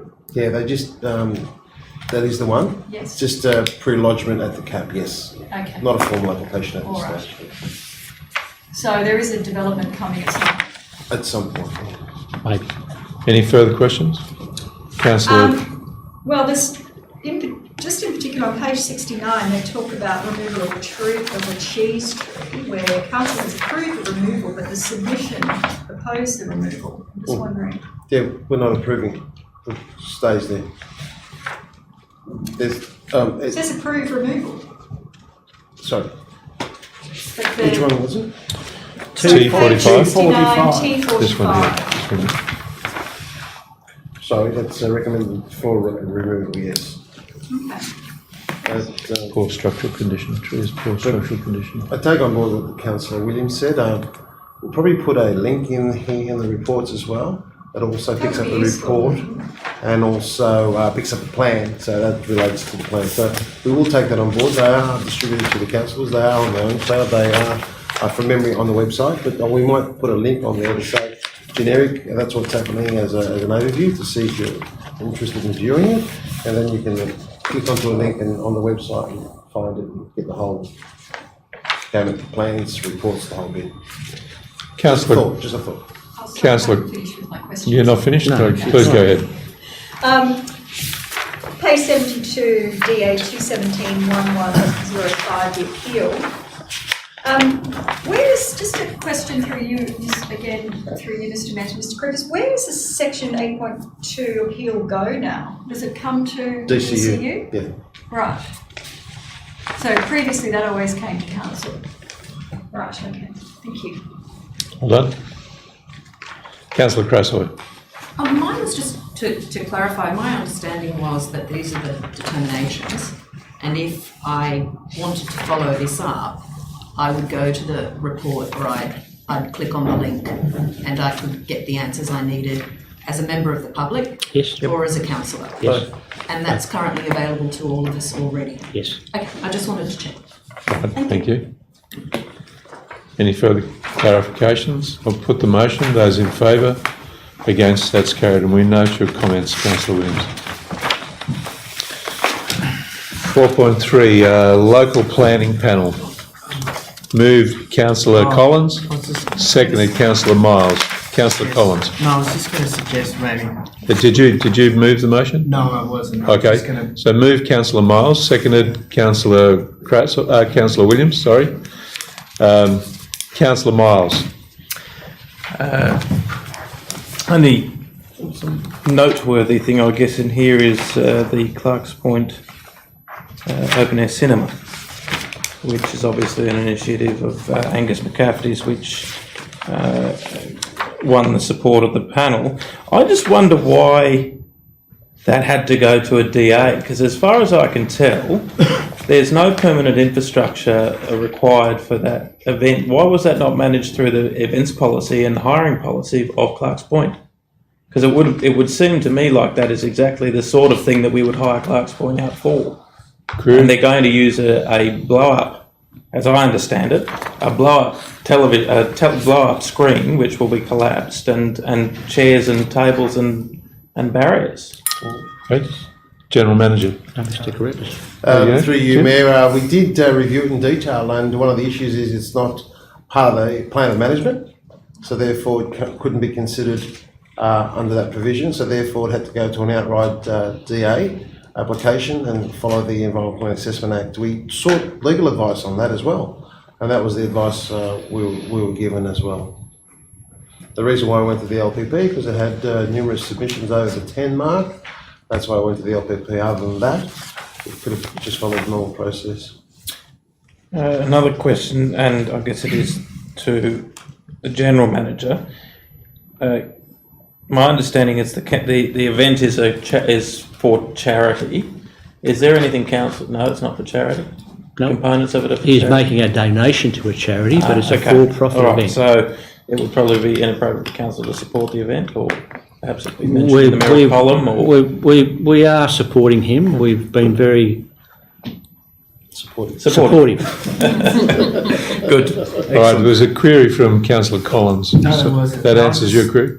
No. Okay. No. So anybody wishing to speak against? For? Councillor Crassoy. I would just like to add add to Councillor Miles' comments that Angus McCaffrey's initiative as a youth in our community is great to see.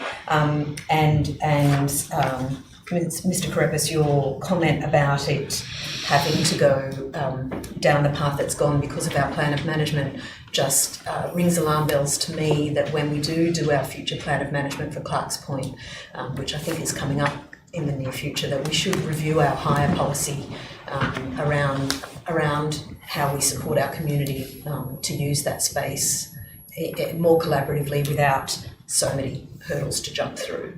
So it's just more a comment on for our future planning, but to avoid this happening again. Thanks, councillor. Anybody else wishing to speak? Any clarifications? Put the motion. Those in favour?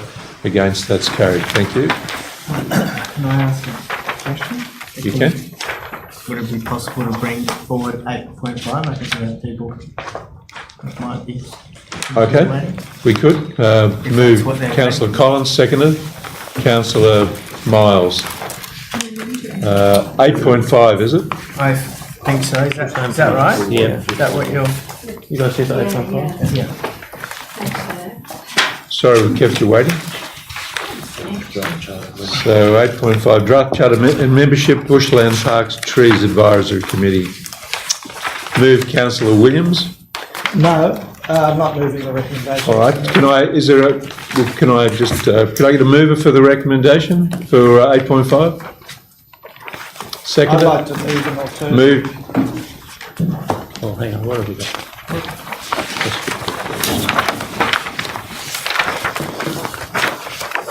Okay, Councillor Williams. Yes, Mr Mayor, I'd like to defer this matter for further consideration by council and staff and the community as to exactly the roles and responsibilities for a Bushlands, Parks and Trees Committee. Thank you. Is that seconded, Councillor Collins? No, I was waiting. Waving, not round. Councillor Sanderson, second to that? Councillor Williams. Yes, Mr Mayor. This has come basically from the request within the Bushland Working Party's minutes that raising the status of this to an advisory committee would be of use. I agree, and that's why I believe council took the step it did. It's not something that's going to delay the role and activities of managing our bushland from having community input. It can be done very expeditiously, but it needs to be done correctly. And my concern, and the reason why I think we need to consult a bit more on the charter of the advisory committee, is that it seems to encompass a very broad spectrum of issues. As it's worded here, we're dealing with sustainability, we're dealing with issues that are more strategic. The bushland, parks and trees needs to be expert driven. It needs to have special skills and abilities, both from a professional sense and also from a community sense. So to try and marry a broad church of environmental issues in one committee, I think we'll go back to where we were with the Biodiversity and Sustainability Committee, which I was on before I came back onto council, which was paralysed by the fact that there was such a dilution of knowledge and expertise around the table because it had to cover such a broad spectrum of issues. It suffered from paralysis. It didn't really achieve or do anything in any of those areas. So I think we've got to be mindful that an advisory committee is about providing us with an insight to the issues the community is facing, plus drawing upon the expertise and the knowledge within the community to help us deal with those issues. And if you make it too broad a church, the committee gets too big and expertise gets diluted. So I'd like to sit down as a council to ask relevant bodies in the community as to what we would expect from that advisory panel and how best to constitute it. and its charter, because I'd be uncomfortable in just agreeing with what's here tonight. Elements of it are relevant, but I think we need to consider it a bit more deeply. Right, thank you, Councillor Williams. So the motion is to defer. Anybody wishing to speak against that motion? Anybody wishing to speak for the motion? I might just Councillor briefly Collins. say, I think it looks like it's a very big committee, and if the quorum has to be half plus one, I think it would be very difficult to potentially hold a meeting. So perhaps I might want to consider making it a bit smaller. I think 22 for a committee is too big. Right, thank you, Councillor. Anybody else wishing to speak for? Councillor Miles.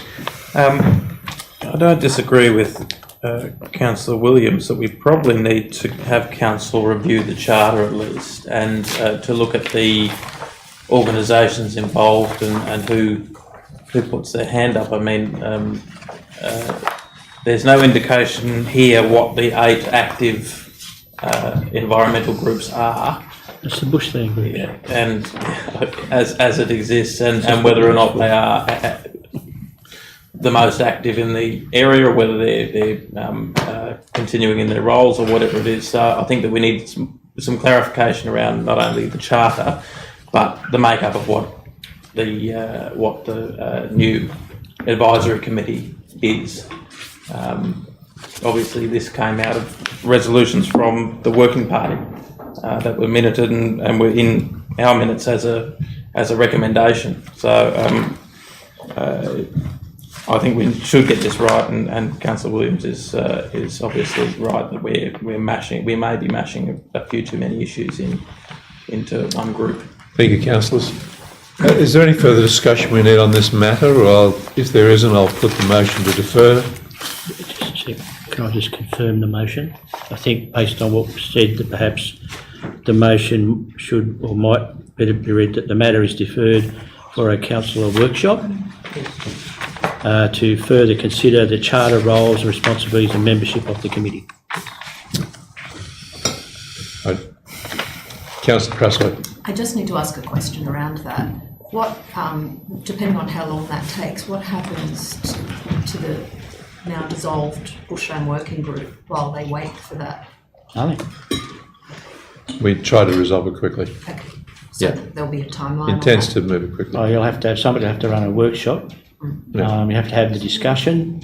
I would think you probably ought to be able to do that in one go, I would hope. Yeah. Then a report will have to come back to council, and then resolve what the new charter, roles, responsibilities, and what the membership is, and then we'd have to go to an advertising for members. So you're probably lucky if you got it finished before the end of the year. All right. Are there any further clarifications or questions? I think there was a question from the gallery. Yeah. All right. I'll put the motion. Those in favour? Against? That's carried. We're going back to we're going back to 4.4 legal matters. All right. We will continue on back to where we were. 4.4 report on legal matters. Moved Councillor Miles, seconded Councillor Williams. Councillor Miles. Anybody wishing to speak against? For? Councillor Williams. Question. It's the first one.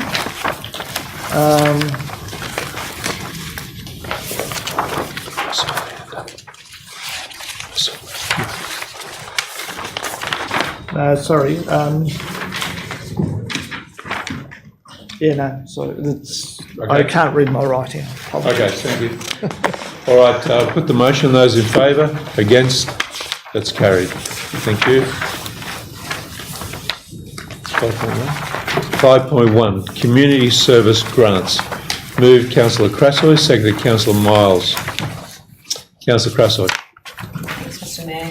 It was a privilege again this year to sit in the group to read all of the grants and all of the energy in our community that are seeking support from our council. And it was a delight to this year have enough money to share with all of those groups. So I'm looking forward to hearing how that money has been of use to them and enjoying the benefits of many of these operations as a community member. I note that we had a little bit of money left over, and I'm very excited about that. I would like council to, I think there's a motion coming up around it as well, but should I leave it till that motion that council? Probably. That? Yep, okay, I'll leave it at that. Probably. Anybody wishing to speak on this? Councillor Miles. I'd just like to thank you, Mr Mayor, for suggesting the increase in the budget. As someone who's sat on that committee for a number of years, I've always felt very Scroogey, withholding $50 from, the Knitters Association. It's good that I think we can fund some of these smaller organisations to capacity. Thank you. I'll put the motion. Those in favour? Against? That's carried. 5.2, Bedlam at the Bay Community Event. Councillor Crassoy, seconded Councillor McLaughlin. Councillor Crassoy. Thanks, Mr Mayor. This is a really powerful initiative and a brave initiative, I think, by this particular organisation who are already doing great work in our community. Mental health and wellness are so important in this current age of crises all around us. I likened the day to the equivalent of a food and wine festival for the brain, if you like, and I'm very excited about it. As I mentioned around the previous grants program, there's a recommendation that council support Bedlam at the Bay by making a community grant of $1,500.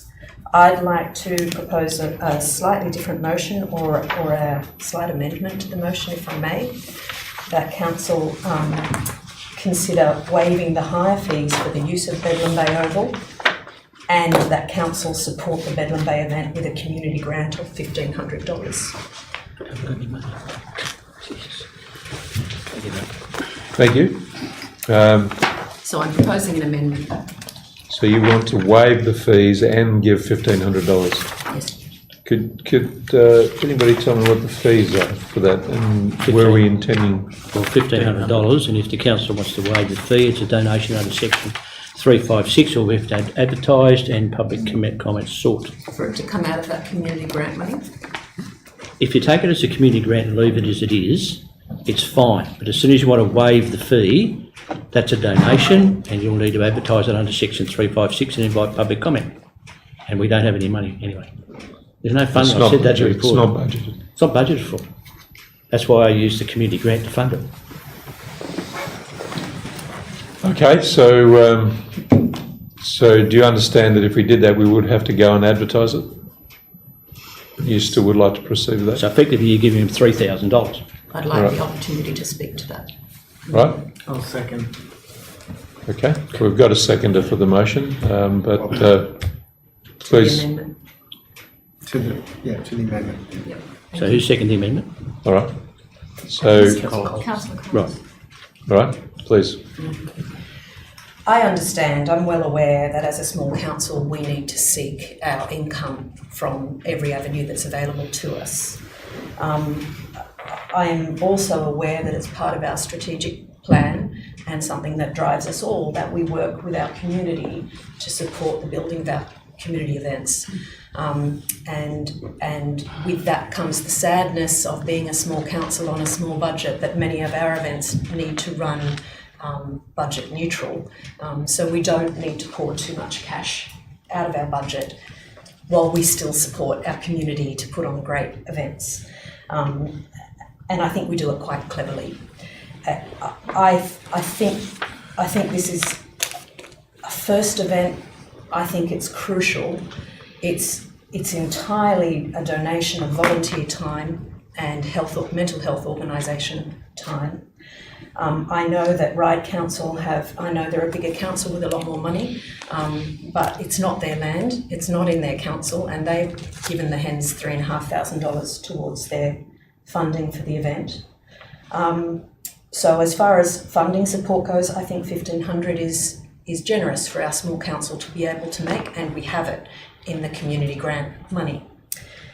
Now, on waiving the hire fees for the use of Bedlam Bay Oval is rarely hired out, and I see this event as a great opportunity for us as a council to showcase Bedlam Bay Oval so that perhaps more people will hire it in the future.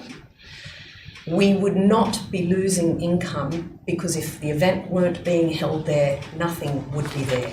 So we're not giving up. We're giving up an opportunity to take income from this event. And I do understand that we need to seek those opportunities, but I think we need to consider this an opportunity for us to showcase Bedlam Bay as well as support this vital cause with what now looks more like a $3,000 donation, even though $1,500 of it actually is costing us nothing. We're letting them use a field that we would otherwise not be using that day. I would almost plead with council to consider allowing this to happen this year, to give the Happy Hens the opportunity. They've worked so hard with our inclusion officer to bring this event to our community. We are very fortunate in our region and in our city to be one of the first areas to hold such an important event. And I would be honoured and proud if we as a council could really do our hardest to support this without tapping into our budget. We weren't going to make that money anyway. Thank you, Councillor. Anybody wishing to speak against? Anybody for? Councillor Collins. I'll just briefly say that I don't think the $1,500 of hiring income would have been budgeted, was it? Was that in the budget? Not for this event, no. And so if the hiring wasn't in the budget, the $1,500 left over from the community grants was in the budget. So I would suggest that exactly what Councillor Crasso is suggesting is within the budget. So, yeah, I support. Thank you. Anybody else wishing to speak against?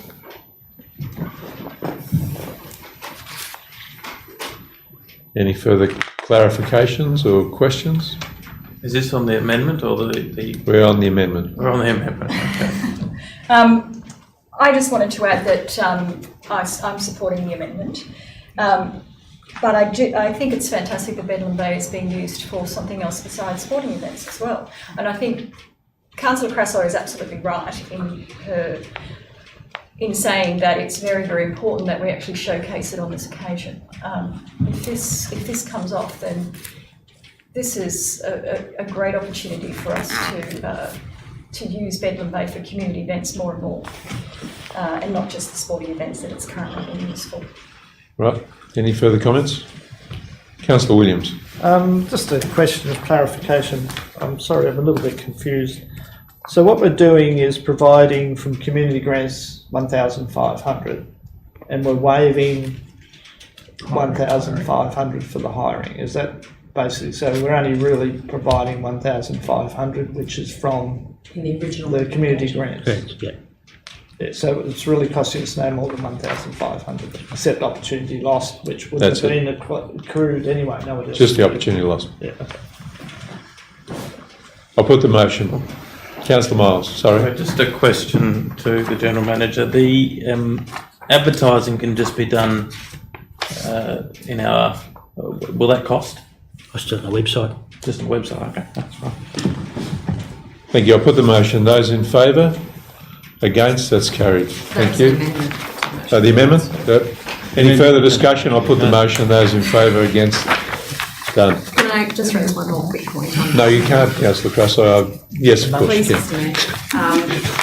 the hens would be delighted in return for council support to put our branding on all of their banners and flags and posters. Okay. They do currently have Ryde Council on there already, so they We should do it then. logos. Good point. We should do that. Right, we move to, It already is. I think we go to 8.1. It's already on there.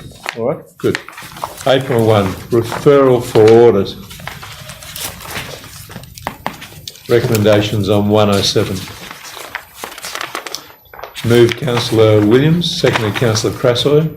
Councillor Williams. Thanks, Mr. Mayor. I spent quite a bit of time on the weekend reading every page of this document, and I must confess it's very thorough. There's a few points I'd like to mention, and it's on page 28. It's rather a burden on our community, the contribution and levies to other levels of government. There's the Department of Planning, New South Wales Fire Brigade levy, and our library all contribute to a very large sum of our budget. It's interesting to note that the local democratic process only incurs 1.4% of our budget. So the cost of running a council, councillors and mayor, etc., doesn't really contribute or take much from the council's budget process. And it's, again, street lighting is a very high cost for us, 250,000. I think we could probably look more towards LED lighting to try and improve that outcome. Even though I read the report, I found it hard to find where council's whatever the sum is that we got from the sale at Gladesville.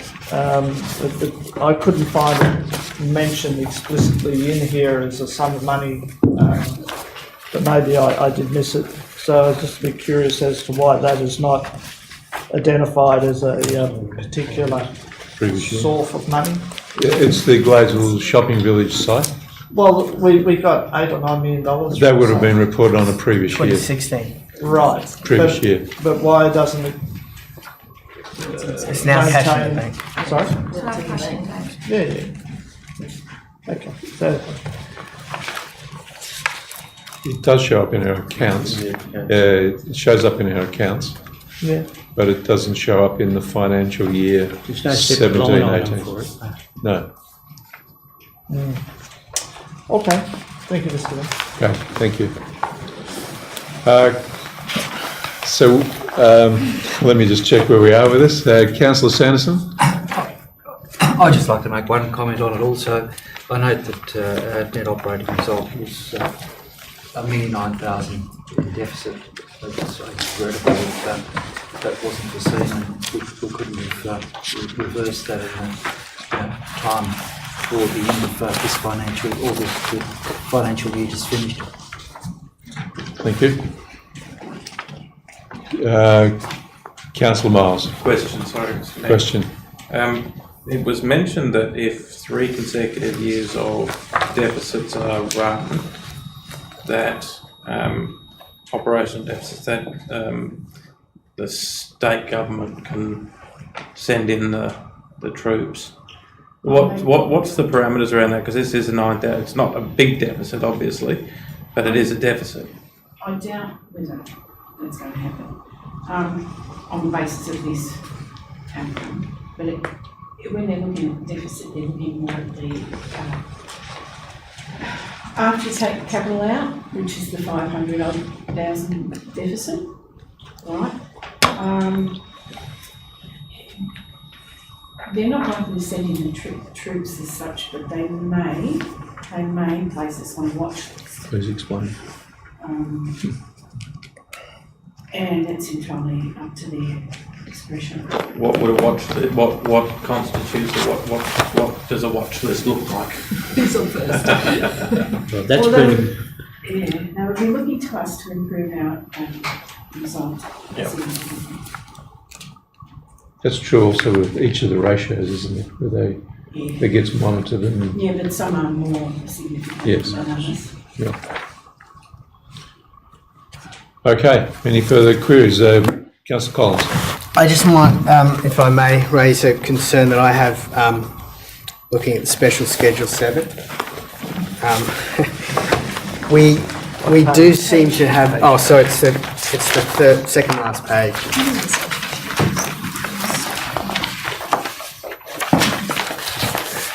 So starting at page 5 of the, we seem to have a backlog of maintenance that doesn't seem to be progressing much. And particularly notice that footpaths, we now have 20% of our footpaths that have been rated as either poor or very poor, which is very concerning. Last year it was 9%, and this year it's 20%. So I just wonder. Mr. Grievous? You want to do? Comment on that a bit. Okay, special schedule 7, as I said before, is not audited yet. It will be. Hopefully by then, with the start of the asset management engineer, the whole of our asset management plans and schedules and capital expenditure will be reviewed in hopefully in the first 6 months that person is here. Unfortunately, I think the estimated costs to bring to an agreement that is set by council over those 2 years has been given to us by 2 different staff members. And while I'm not disputing that value, I would like to see the outcome from the asset management engineer. I feel that some of those figures may not be justified without saying. Of course, yeah. So the asset management engineer starts is it soon? November. Okay, so then I expect that we could get something of a similar report prepared by the asset management engineer, so that we can actually find out how much work needs to be done, because these are, like, I know that there's a lot of guesswork around them, but some of them are actually very concerning. And I suppose I'd just like to bring that to council's attention. I think what this indicates to me is that there is a lot of expenditure that is coming up, and potentially may have been deferred.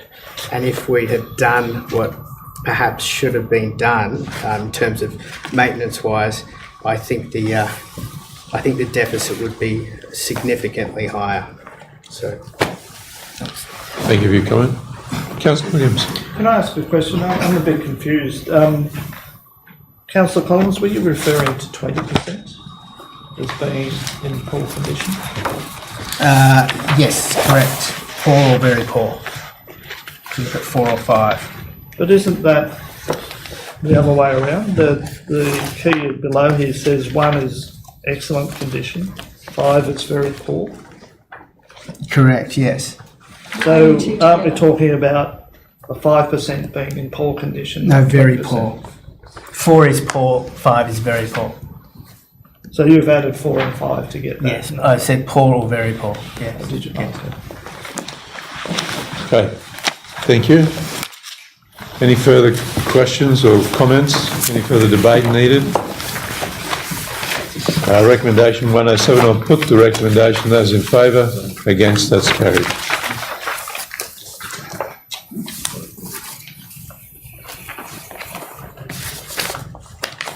Uh, 8.2, summary of council investments as of 31st of July 2018. Moved Councillor Williams, seconded Councillor Sanderson. Councillor Williams. It's self-explanatory, Mr. Mayor. It's just.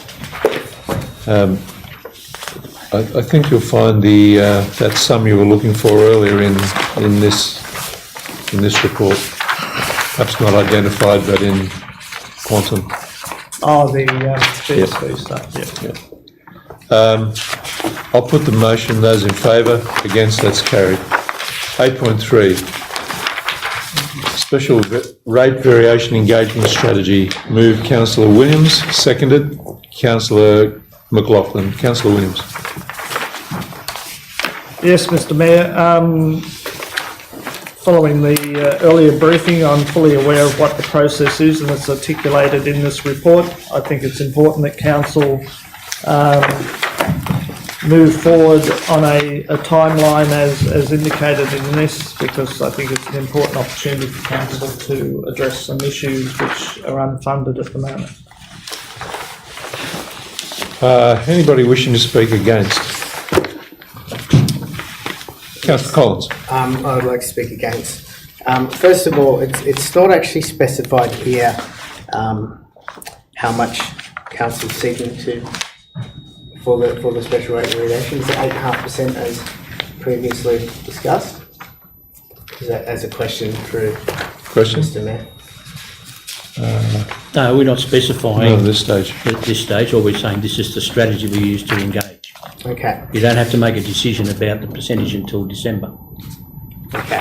Right. Well, look, I'm against any rate increase because I do not believe that we have completely considered whether or not we can improve the way we spend Council's money. I think that if we were 100% sure that this was a well-oiled ship and there were absolutely no cost savings to be made, then that might be a conversation to have. But at the moment,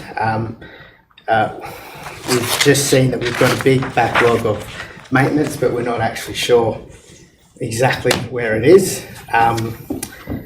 We've collected 700,000 last year. I think it was the current variation we have. Is it $750,000 about that we collect? Just bring it up. $783,000 was our amount collected from special rates last year, and we've still got restrictions on $1.4 million for other special levies, which means that the levies we've collected from 2016 haven't even been spent yet. So how are we going to collect this money if we're not even spending the money that we're supposedly collecting it for? The footpaths, the footpaths curbside, what was that levy we're collecting? What's that called? The footpath? Other infrastructure. Yeah. So we didn't even spend, half what that's supposedly meant to be collecting. So I really think that we need to be careful about what we spend our money on. I know I've mentioned it before that the library is costing us way too much money. We need to, deal with that issue. We're paying 12% of Rides Library Service. We're subsidising Rides Library Service more than we're actually maintaining our footpaths. So how can we then go to the community and say we need more money? We spent $50,000 on an art consultant. I'm at a loss to understand how that could be justified. So I think that more work needs to be done on managing finances, and it's not a criticism of the staff. I think we need to make, as a council, some tough decisions. It's not the decisions that council staff need to make, it is decisions we need to make about how we're deploying the money we have. So I don't support it. Thank you, Councillor. Do you wish to speak in for the motion? Against? Councillor Miles. Mr Mayor. My issue with this is that we haven't actually, other than in the workshop, formally resolved to undertake a special rate variation. Half of the expenditure for this consultation is for the customer survey, which we have to do, which we should do anyway. But we're committing $20,000 to a special rate variation engagement program when we haven't resolved that we're going to pursue a special rate variation. Later on in this report, in this business paper, is the issue of parking meters at Buffalo Creek Reserve. One of the cited reasons that the recommendation is that we do not remove the parking meters is that we will not be up for a special rate variation if parking revenue hasn't been investigated and isn't being implemented. If that's the reasoning behind undertaking a special rate variation and things like that are held over our heads, then we do need to look at whether or not we apply for the SRV. And again, going back to the property committee, it is the management of assets that is going to see a marked improvement in our budget. Relying on special rate variations, as we found out during the merger process, can be quite a dangerous thing because we found ourselves very quickly without the capacity to have this special rate variation, which had a big impact on our budget. Yes. So, number one, we haven't resolved to formally, we're committing $20,000 to something we haven't formally resolved to undertake. Number two, it is impeding on our capacity to make decisions on other parts of, our responsibilities, and I see that later on in this business paper.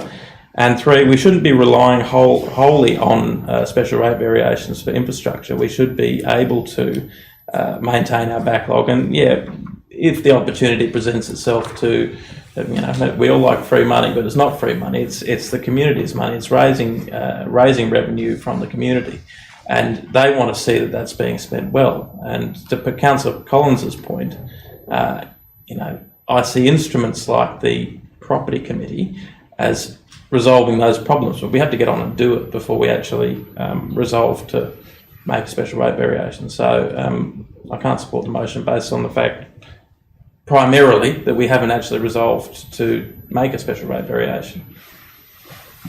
I might just refer it, if I could, to General Manager, because there are a few things you raised.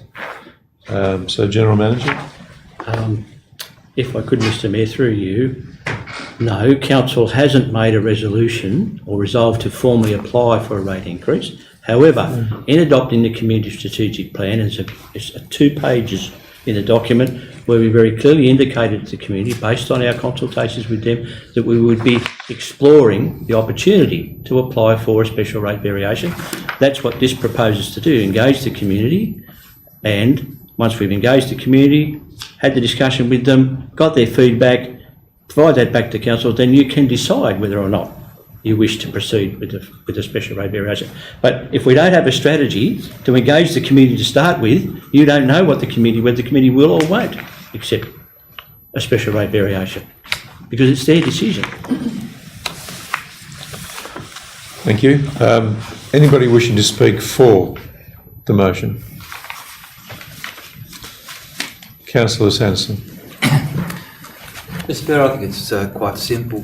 This is part of our strategy that we have to follow on in that direction. This community has been very accepting of special rate variations. I've personally, before being council, always been very happy to pay them to see the outcome it brings. And the other thing that comes into it is that when you look at the rate pegging, we only receive 2.3%, I believe it will be. It's completely inadequate.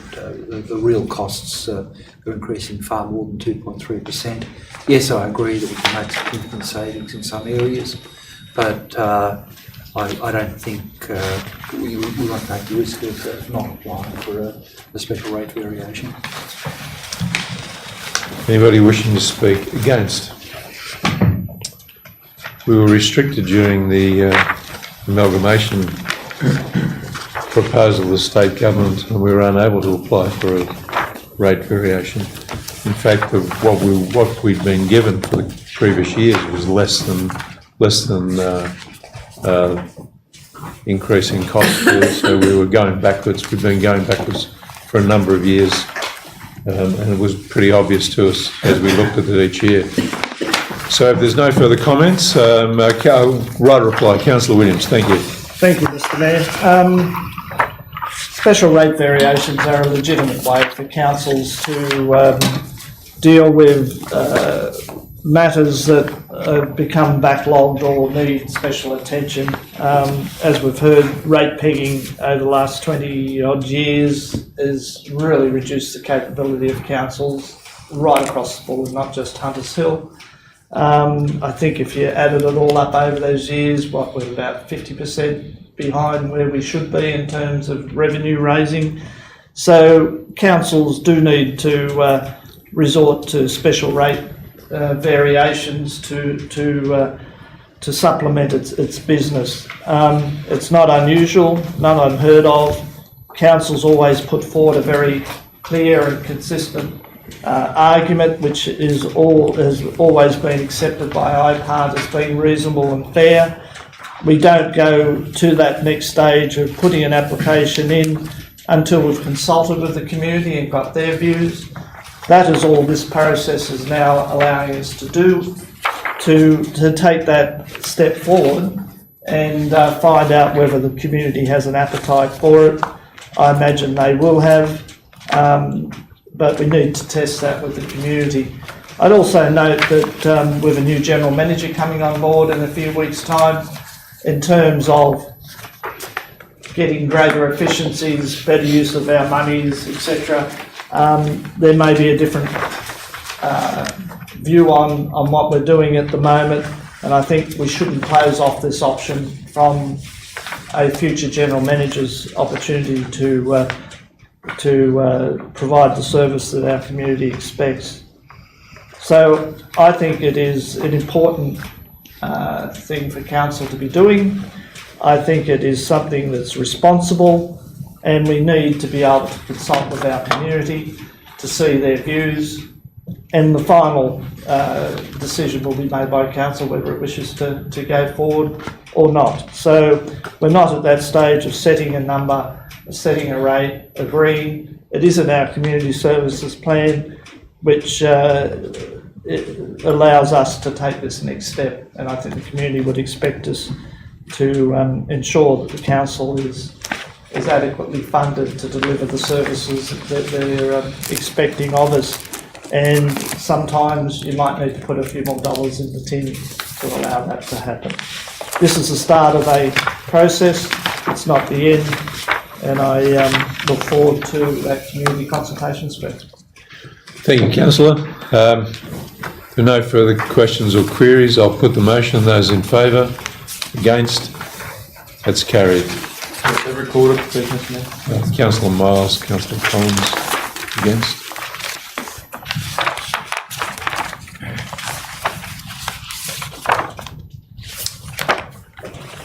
Uh, 8.4, Buffalo Creek parking. Move Councillor Miles. Oh, quiet. Seconded. So are you moving the motion, Councillor Miles? I'm not moving the motion. So do I have a mover for the motion then? Do I have a mover for the motion? No, I'd like to propose an amended. There's no motion, there's just a report. So Councillor Miles, you're standing. Would you like to speak? Yes, Mr. Mayor. I'd like to move recommendation number 1, the report be received and noted, and to move a second point that Hunters Hill Council reinforce the adoption of its policy to remove metered parking at the Buffalo Creek Reserve effective from the 1st of July 2018, which was the motion that we adopted.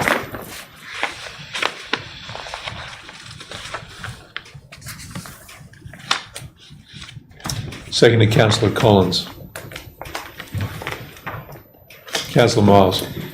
Mr. Mayor, there's been some contention as to what the motion that was put to ordinary meeting on the ordinary meeting on the 27th of August was about. No, that was a question without notice, apologies, that I put last meeting. My understanding from the motion that was drafted and put to the council some time ago was that the council had adopted a policy, and it was a view expressed quite widely amongst members of this table, that council would adopt a policy to remove the parking metres at Buffalo Creek Reserve. There has subsequently been an effort to deflect, I guess, that motion into what we see tonight, which is a report giving us a whole lot of reasons why we shouldn't remove the parking metres. We were supposed to, as I read the original motion, that Hunters Hill adopt a policy to remove the metered parking at Buffalo Creek Reserve, effective from the 1st of July 2018, subject to reports from staff and us getting a bit more information and looking at other options for parking at Buffalo Creek Reserve. Okay, the reports weren't brought forward, but the intent of the motion was always that Hunters Hill Council and the councillors around the table had a policy, as many of us expressed during the election, that we would remove the parking metres at Buffalo Creek Reserve. Not all councillors. Not all councillors, but the majority, and the majority of councillors voted for that resolution. There are things like, in the report, that there is no opportunity to extend the car park without adversely affecting. I don't accept that necessarily. I think that's something that needs to be looked into. There are components of the report giving us every reason why $20,000 fee could be incurred for trying to remove the parking metres, that $30,000 a year in revenue would be lost, that the long-term projection has the estimated lost revenue at $326,000, which I don't quite understand, given that the leases are up in 2020.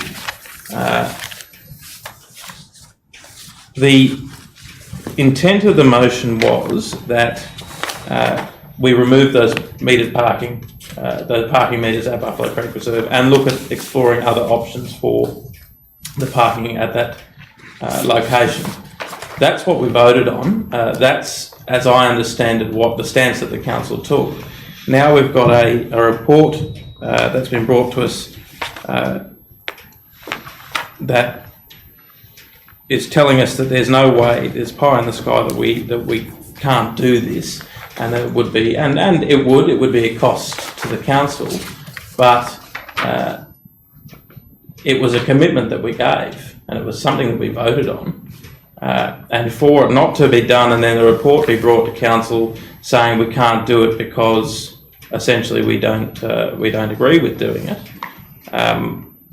is not good enough. We went to the community and told them that we were going to remove those parking metres. I certainly did. It was in all of our documentation during the election.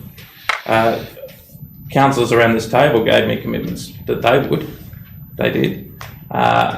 And for this to have not happened, and then for this report to have come to us in the way that it has, is a bit of an affront to the commitment that we gave to the community on this issue. Thank you, Councillor. Anybody wishing to speak against? Councillor Sanderson. Forgive me for correcting Councillor Miles, but Councillor Miles and Councillor Collins brought a motion to council. It was amended on my suggestion because I had my concerns about what the potential costs were in the future. This is what this report has done. I mean, I wish we'd had it in July rather than September, but even so, it's brought some facts to us. This is going to be a costly exercise. My principal concern is that, the people of the municipality of Hunters Hill do not have to pay for parking. Yes, it's unfortunate that we have to charge other people. When I used to sail at Mossman, I used to put up with paying very high parking fees over there. But at the end of the day, our first responsibility is to the Huntersville community.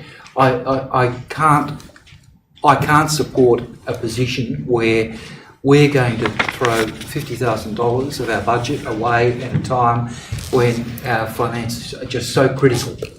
I simply cannot support that. The other thing that's came out since that motion passed, and it was the last meeting in December, and I know Councillor McLaughlin gave her apologies that night, but I know back in 2012, when I had my first crack at running for council, I was all for no parking letters. Last time round I said nothing about it. I supported the motion to think, well look, this would be good if we could do it, but it's got to be subject to us understanding what it's going to cost. I agree, I'm a bit disappointed that this report didn't come back with something a little bit more, with a bit more teeth of it in terms of what we could potentially do to increase the parking for the sporting facilities are there.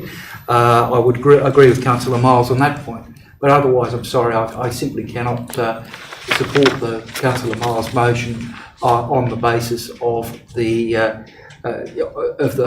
potential funding we're going to lose. The other thing that's occurred in this time, I was very aware when I spoke to people about the parking meter issue after this motion went through. So many people were just simply unaware of the fact that it was so easy to get a pass, which would gives an exemption to all residents of the municipality of Huntersville.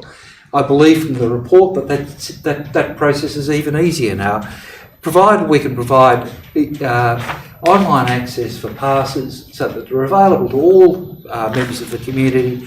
I don't see the reason for not having parking meters. One of the ironies is too, I think there's been a huge change in community attitude to parking meters. That's come about because of the increase in population that's occurred, that people come into into our area and take up parking spots on our streets. I was quite amazed at the Public Transport and Traffic Committee meeting we had the other night, where residents of Woolwich actually suggested that there should be pay and display parking outside their places, provided they got an exemption. So I think the way metered parking is looked at has changed very significantly since 2012, partly because of population increase, partly because of the demand for parking on our streets, which is increasing with increased development. So I simply cannot support Councillor Miles' motion. Thank you, Councillor. Anybody wishing to speak for the amended motion? Look, I'll just briefly. I think Councillor Miles has said most of it. I was of the understanding that we all agreed that we would get rid of these parking meters. Most residents aren't aware that they are, that they can get a pass. But the other thing I'd like to say is that quite often with a facility like that, I know when I take my kids down there, might have friends come down and people from outside the area, and if you want to meet people from outside the area, it is a tax to residents, because I'm not going to go down there, invite all my friends from other areas to come down, because they'd all have to pay, and that's just so it's I just don't know why we're taxing playgrounds. Of all the that's essentially what this is taxing playgrounds, and I don't support. I support removing them and getting rid of them. Anybody wishing to speak against Councillor Miles' motion? Councillor McLaughlin. I'd like to speak against it, but I'd also like to foreshadow an amendment to the original recommendation, if I could. And that is that the report be received and noted, and then point 2 becomes that consideration of paid parking arrangements at Buffalo Creek Reserve be revisited in 2020, when the current leasing arrangements for the parking meters are due to expire. That's a foreshadowed motion. Yes, thank you. Anybody wishing to speak for the motion? Councillor Williams. Yes, Mr Mayor. I share Councillor Collins's view that I've never accepted, nor had the community accepted, using, having people pay to use our sporting, our parks and our recreation. I've got no problems with having parking meters associated with commercial outcomes, but when it's a community outcome, I don't think it is a fair way of going. I'm not quite sure why we've stopped just at Buffalo Creek Reserve. Parking meters are also down at Clark's Point in an equally same situation. I do note that there is a penalty in leaving early, and I think what Councillor McLaughlin is saying is probably worth considering. But as far as I'm concerned, parking meters at our public community facilities is not something I can support. Thank you, Councillor. Anybody wishing to speak against? I just have a question, if I can. Question? Who's your question of? Through you to the General Manager, I assume. It says here that penalties for doing so are estimated at $20,000. The loss of revenue, disappointing, but the estimated $20,000, have we asked them and have they told us it will cost us $20,000? No, we can calculate that based on the penalty clauses in the lease agreement. Okay. However, there is a rider on that, if I'm correct, in that if the meters are not of a certain standard, they can up the charge. If they're not returned in a certain condition, is that correct? And there's also a removal cost, which... Plus the cost of removal, well, we don't know what that is either. So it could be up for another, who knows, 20,000 or more. Do you have a question? Yeah, I Councillor do. Collins? Sorry, I do have a question. What is the rent on these things? How much do we have to pay to rent them? I think Deborah's got that somewhere.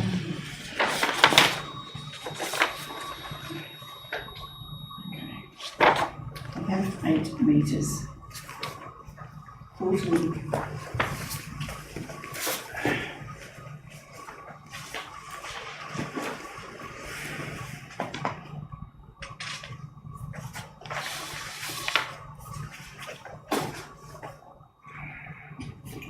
The quarterly payment on those is, on the 8 metres, is $7,133.50.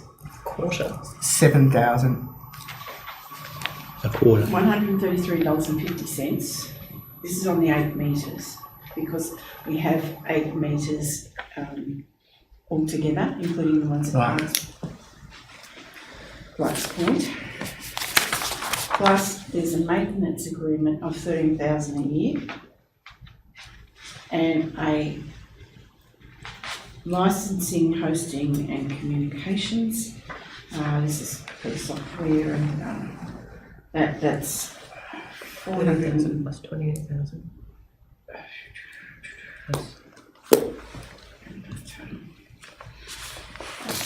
That's 484 a month. That covers Clark's Point and Buffalo Creek, is that correct? Yep. So there's 2 down at Buffalo Creek. So that's 2 of 7. Of 8. 2 of 8, sorry. So a quarter of, okay, so it's 7,000 quarter plus what were the other ones? Sorry, that's 14,000 for maintenance. per year. Okay, so there's 13,600 a year. 28, 440 something a month. 13,000. Plus GST. Yep.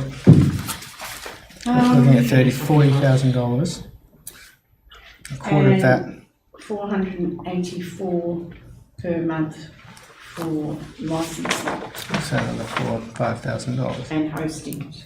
That's for all 8 machines, though. So we've got 31. And most of the revenue comes from Clark's Point. But that's Tom's Okay. $46,000. Okay. Most of the revenue comes from the ones that are Clark's Point. On a per metre basis, they will generate a lot more revenue than Buffalo. But the cost of them is the same. Cost is the right? same. Well, Yeah. it's Divided by 8. It's one agreement. $11,500 for the parking meters down at Buffalo Creek. for, you're For a talking year. about a year? Yeah. Okay, if you've done the numbers, yes, that would be it. So to get out of that particular lease, you're talking about $20,000 for a penalty, when in fact we are going to pay that anyway on rental. Is that right? Package deal for all 8 units.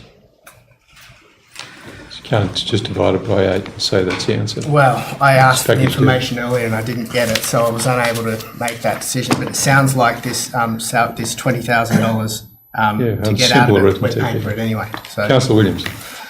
Just a question on the numbers. You quote here 30,000 just roughly in terms of revenue. Is that with the 11,000 off it? Or is we get 30,000 but we've got to pay 11,000 so we pay... It's gross. It's gross, isn't it? Yeah. So it's not net. So we actually only get, what is it, 19,000. The obvious question here is if we drop down to 6 stations, do we still get the same deal? Because you've got to get out of the deal for the 8 stations, you've got to then do a new deal for the 6 stations. It's not generating as much income. You may have a different cost.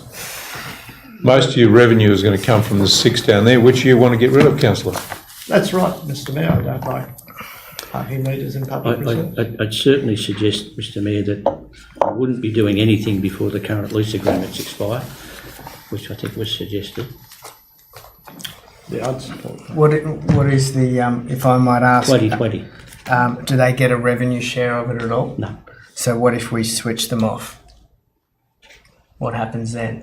It still costs us. Still going to We cost pay us. the rent, but We'll still there's no cost to get out of the lease or anything. We just switch them off. Is that right? 2 years.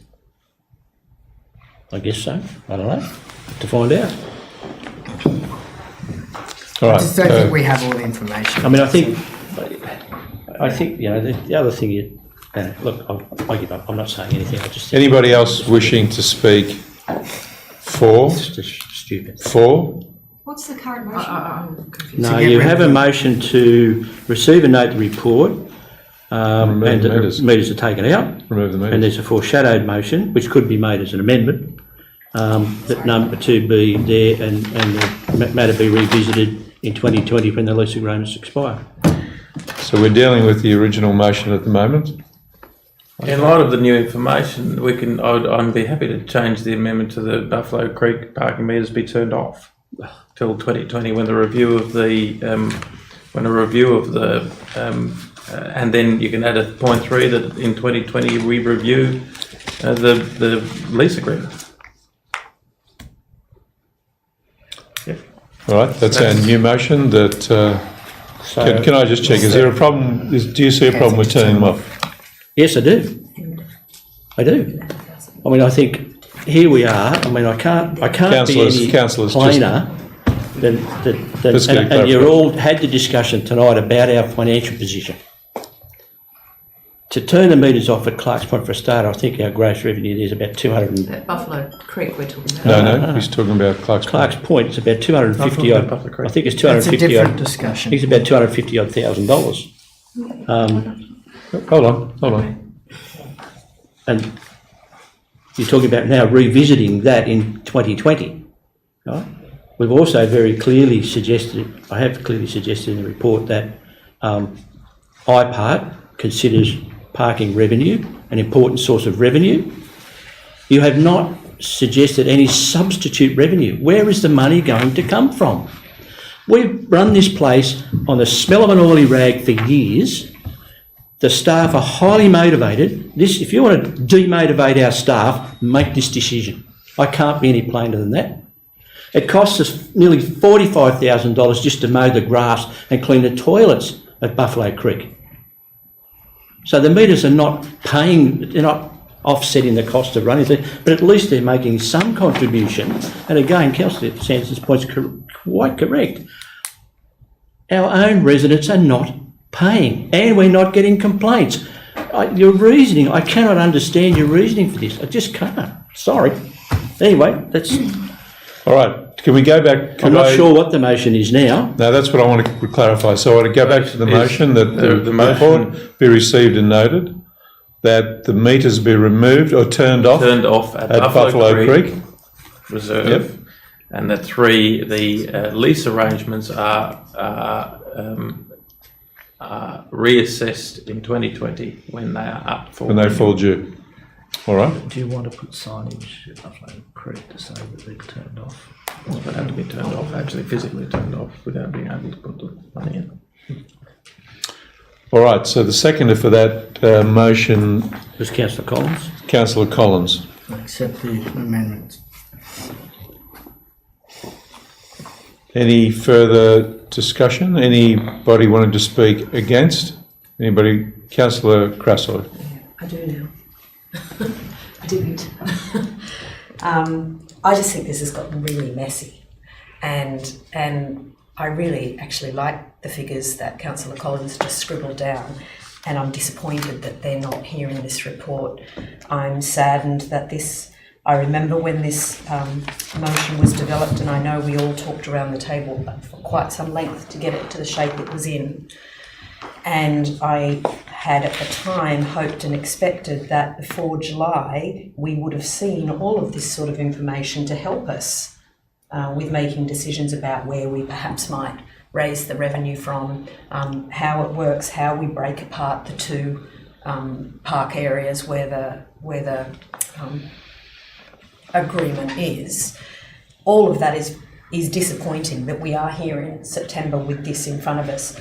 But the several changes that have just happened just make me feel like I really want to see a better report, perhaps a deferral. And I hate to say it, but this has gotten messy.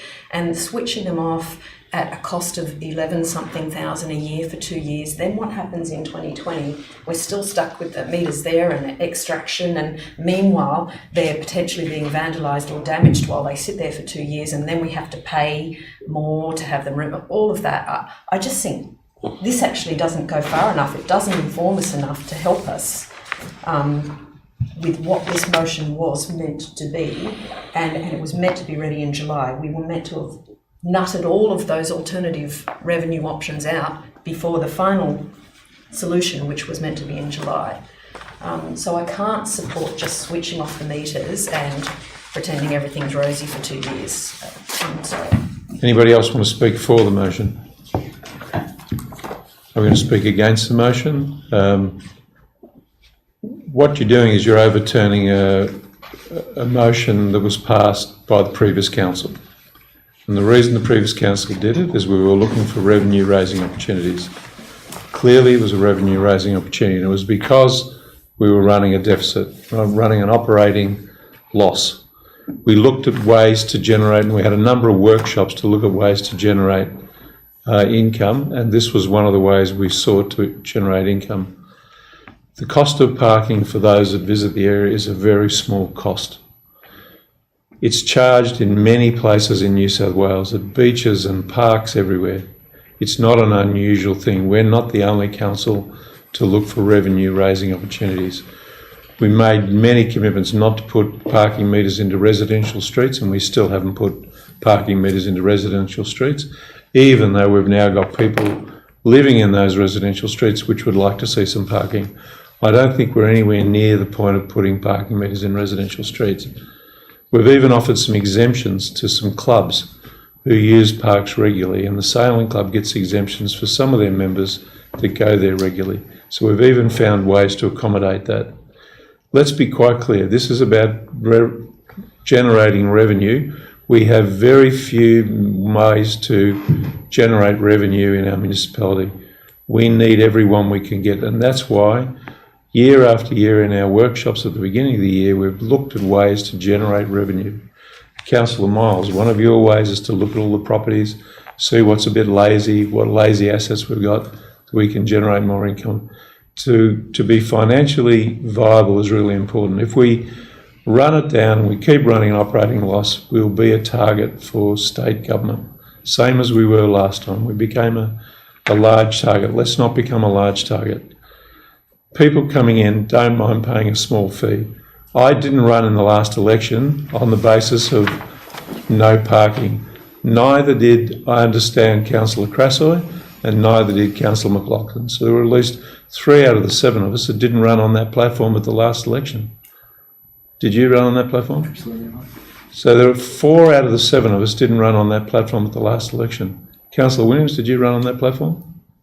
Not explicitly, but it's been part of what I've stood for. There are 5 out of 7 of us that didn't run that as a campaign promise. You can't say that. Well, there are 4 out of 7 of us that didn't run on a campaign promise, if we're happy with that. So that's the majority of us, Councillor Miles, if I might point out to you an error in your talk.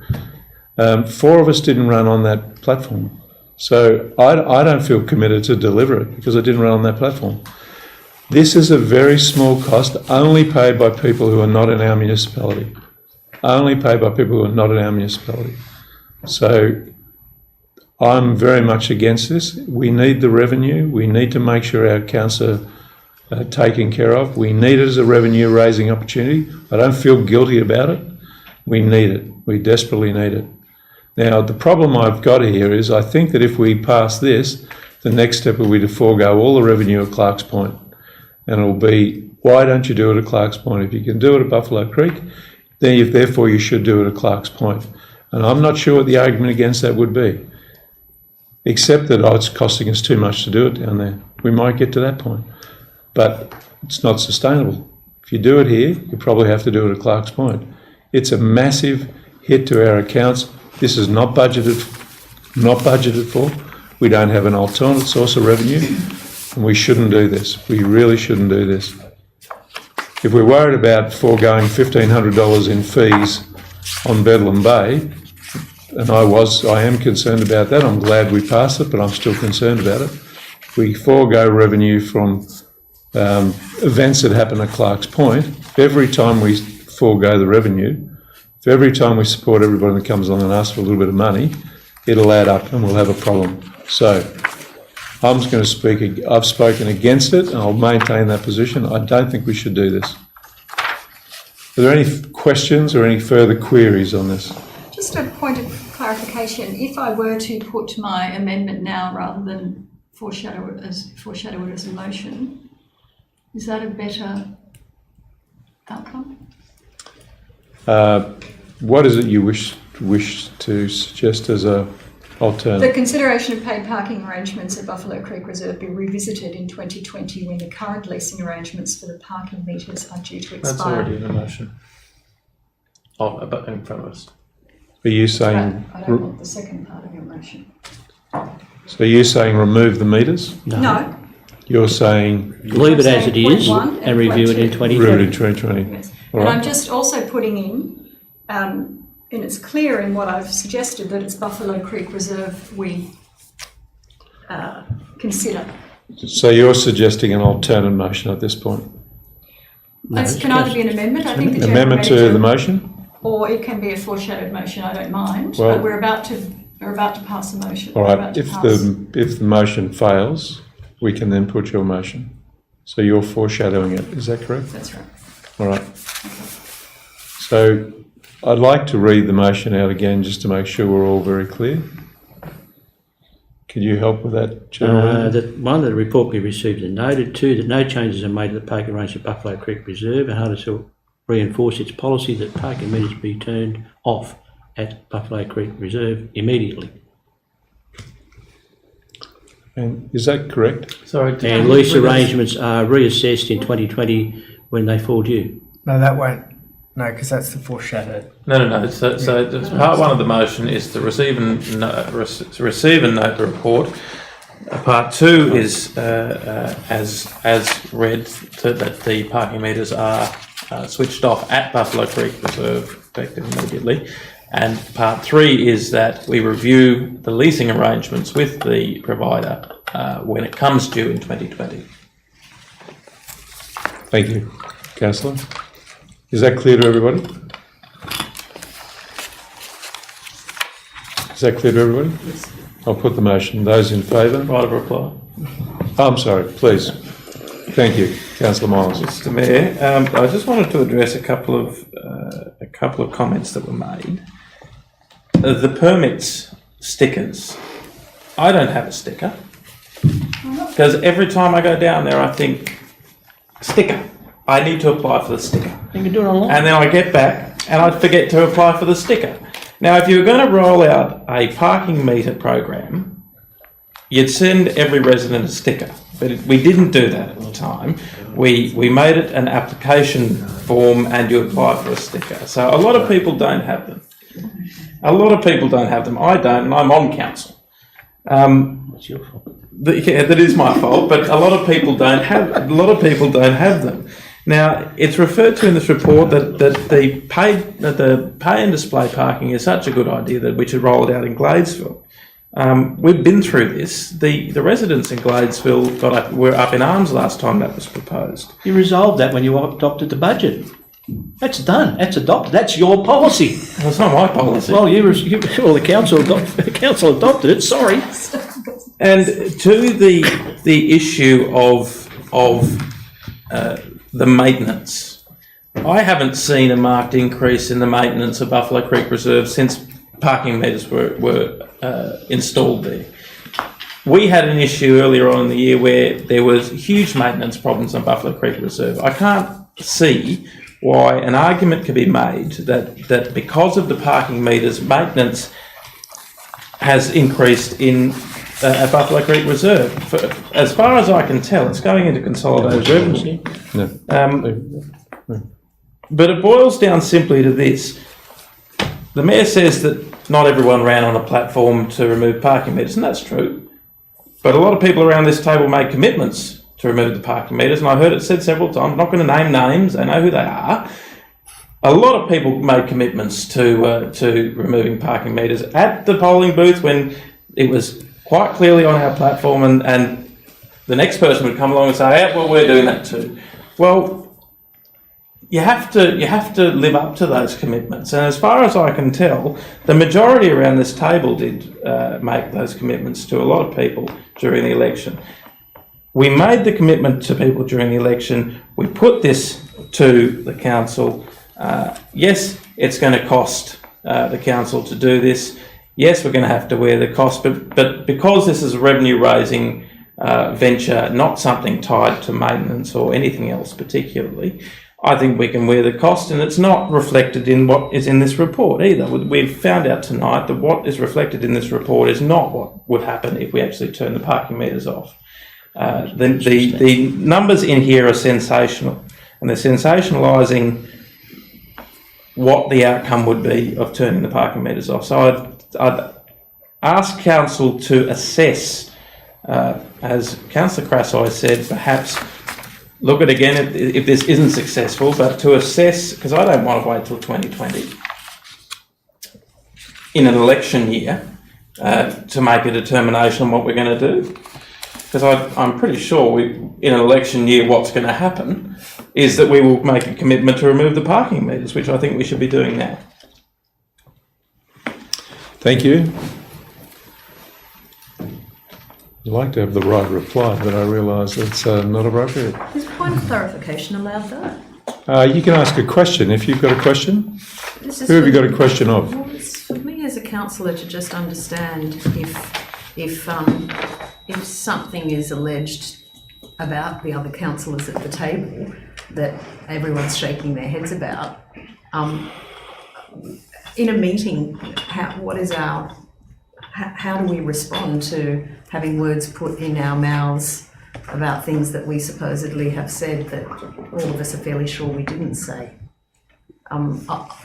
I just need to understand. You might say, well, in a meeting, there's nothing you can do about that, Councillor Crasoy. But so I'm just needing to understand. I think Councillor Miles is suggesting that many of us said that during the election. I think what we've identified tonight is that Councillor Sanderson, Councillor McLaughlin, Councillor Crasoy and Councillor Bennett didn't say this during the election. I didn't say it, and I have no recollection, but there's always a possibility that somebody in one of our teams may have said something like that. So I think we need to be very careful, because it is possible that somebody may have said those things. I hope none of my team said that. It was never part of my plan. And, although I did support this motion. So I hope that clarifies the issue without getting into another debate on it. Okay. So if the motion's clear, I can confirm that I'll put the motion. Those in favour? Against? That's lost. So I've got a foreshadow motion from Councillor McLaughlin. Councillor McLaughlin.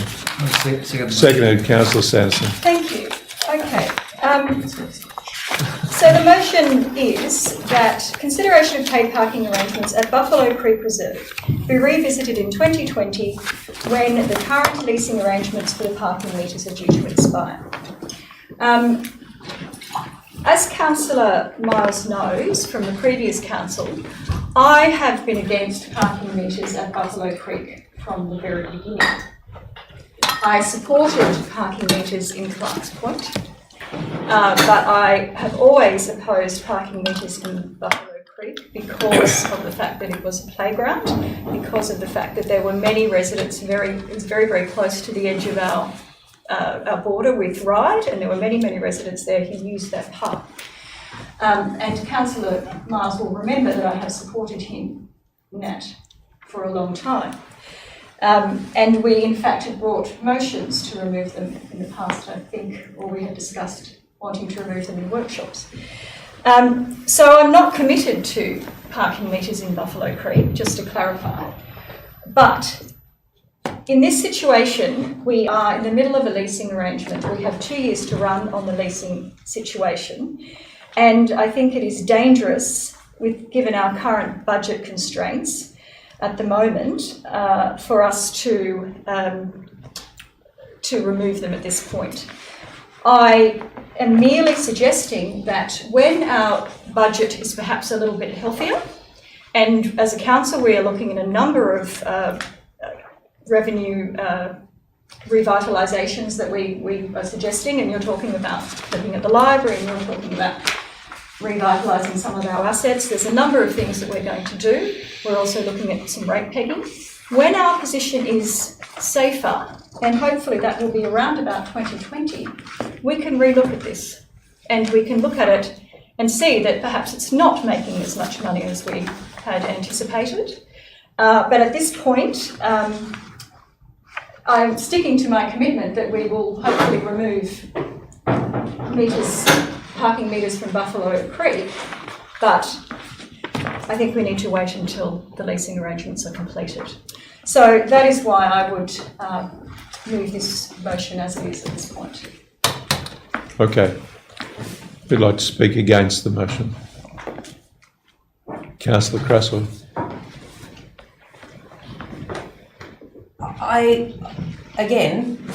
I'm just disappointed that it's come to this point. I understand that a previous council made a motion to put the parking meters in. This council worked on this motion, and I know Councillor McLaughlin wasn't at the meeting where this happened, and I understand the recommendation now that there's too much revenue to be lost and there's extraction fees and so on.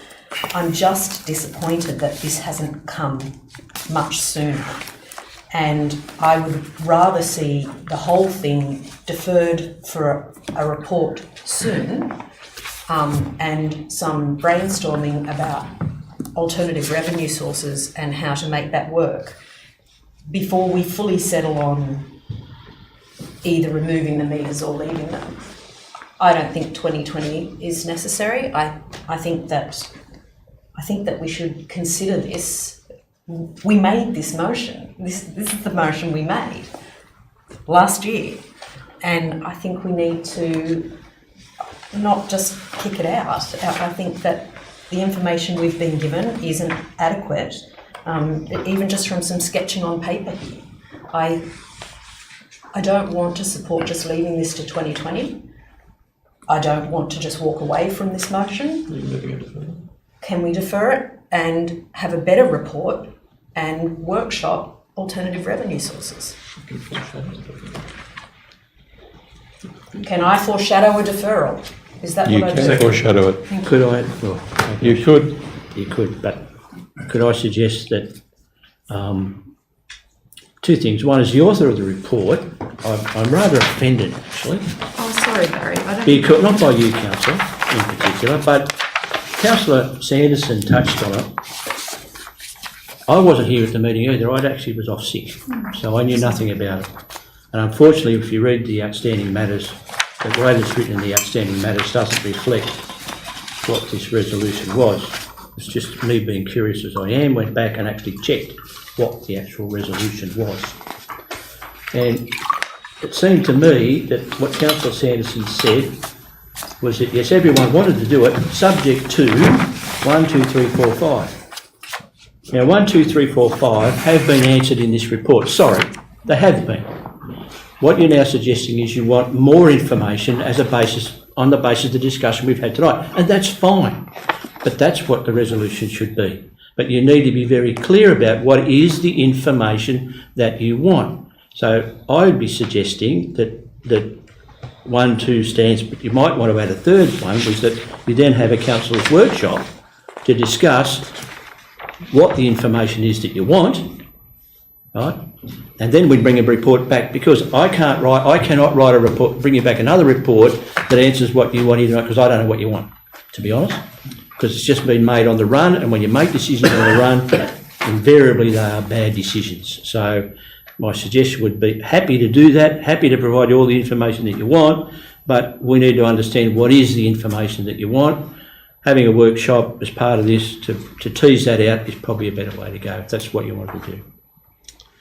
So Councillor Krassoi, you're foreshadowing this if the current motion fails, or are you suggesting this is something you'd like to put now? No, I'm happy to foreshadow it, and I'm happy to sit with that idea, Steve. All right. Councillor McLaughlin, could you give us your motion one last time, and then we'll vote on it? I'm sorry, we might have one more speaker. Anybody else like to speak against? For? Councillor Sanderson, I'm sorry. As the record shows, I was actually the person that moved that particular motion, even though it was one that had been brought to council by Councillor Miles. And as the General Manager rightly points out, it was subject to all of those issues below.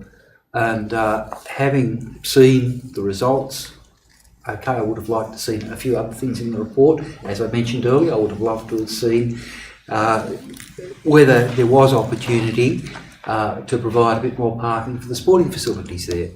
But at the end of the day, I've got enough information in that report. Even though I was a proponent of the motion, I've actually put that motion.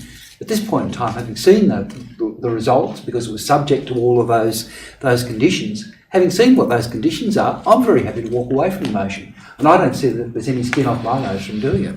So I support Councillor McLaughlin's motion.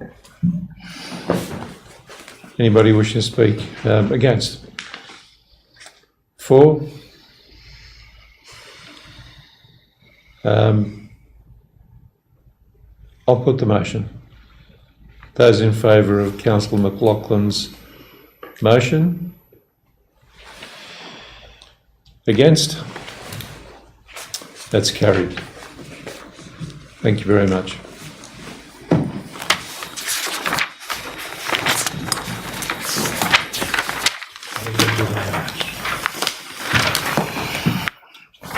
Which one was it?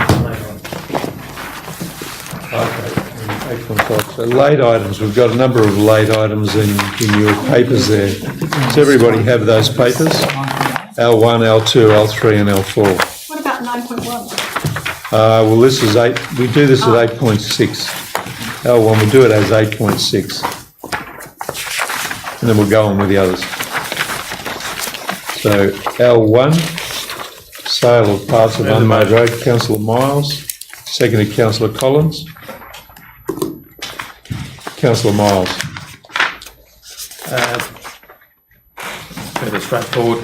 Council's had a long policy of looking at these under cost of land. It's the sort of thing that I'd like to have a proper audit on when the property committee gets up and running, as to whether or not they provide community benefit. Obviously, for certain parcels of land like this will require public consultation, which is fine, but there's a big opportunity here, I think, and I keep banging on about it, but auditing the majority of these sites and seeing whether or not they are performing a community benefit. And I think invariably a lot of them aren't. So Happy to do. Anybody want to speak against? Councillor Sanderson? I just have some questions.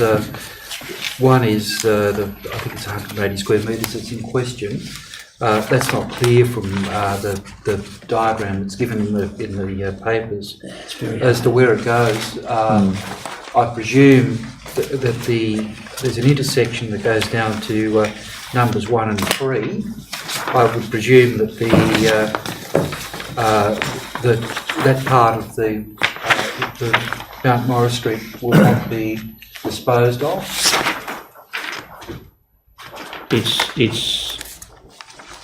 It's very hard to describe. I might suggest that if Councillor Miles is of mind to agree, that you might add a part 2 and it's Council go and inspect. It's a lot easier to go and have a look at it than try and explain it. It's because it is a very small piece of land. Do you feel Happy for that to be the case? Are you happy with that? Yes. Right. Councillor Williams. Mr. Mayor,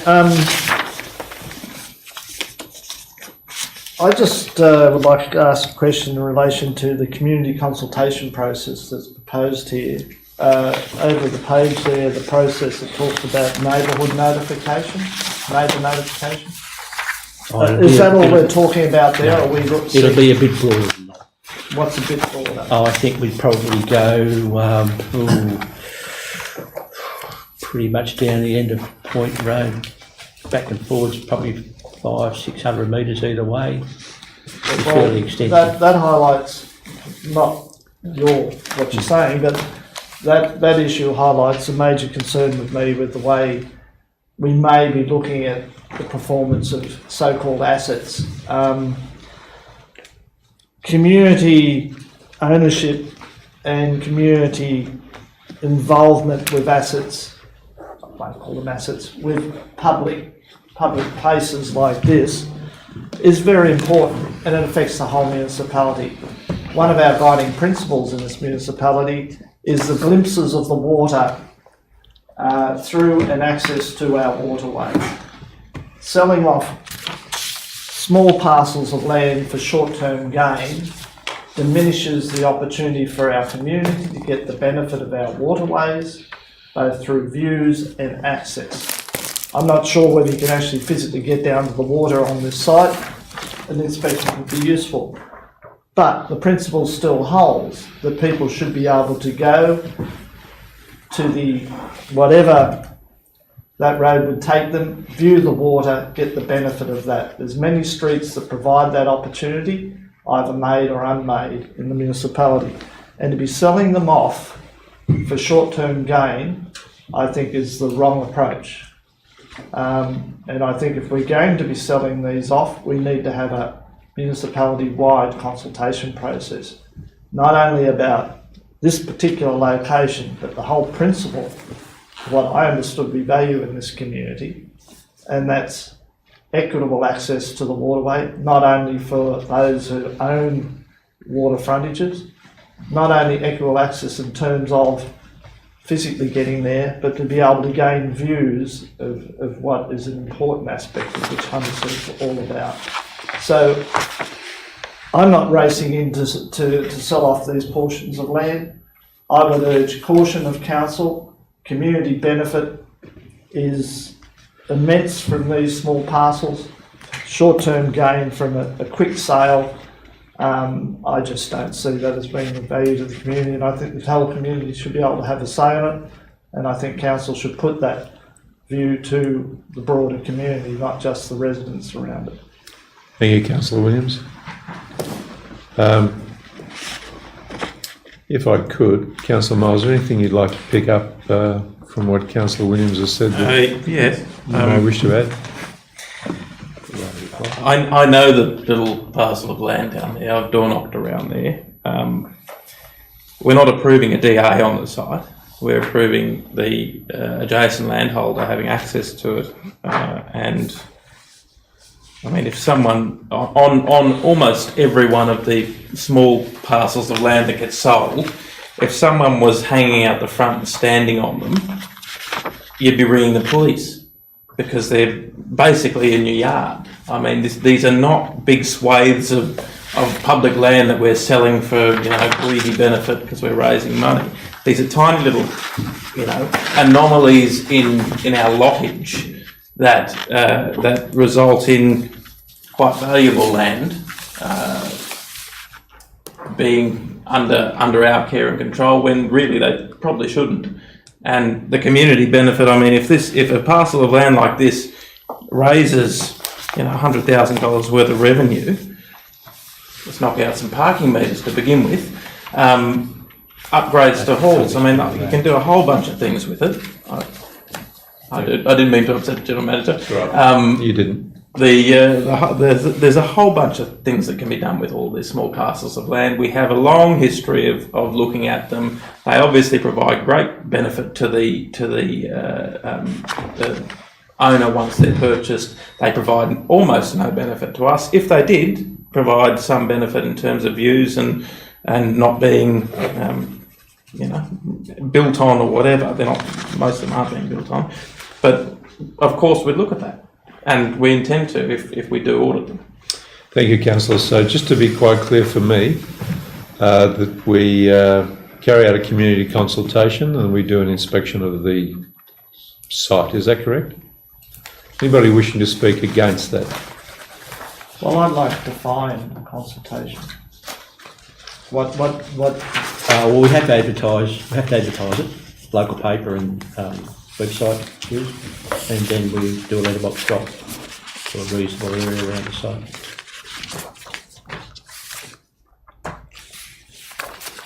Similar to what we do with the It's not the first time that this proposal's been advertised to the community.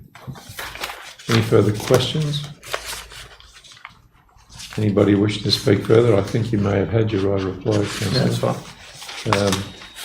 I'll put the motion. Those in favour? Just clarify what the motion is before we put it. The motion is that we carry out a community consultation, we carry out an inspection on the site, and then bring it back again. All right. So those in favour? Against? That's carried. Thank you.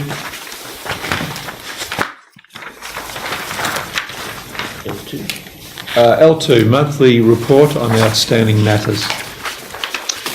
Councillor Crassoy, Councillor Collins. Councillor Crassoy, any comments? Just a brief one, Mr Mayor. I think Councillor Williams might have raised this once before, and I don't know if it's relevant or not, but sometimes you read back over these things and you're trying to remember, when it came up, and some of them are from a while ago. I don't know if it's allowed that many of them have been raised by councillors, that the councillor who raised it has their name against it. I don't know what the rules are around that.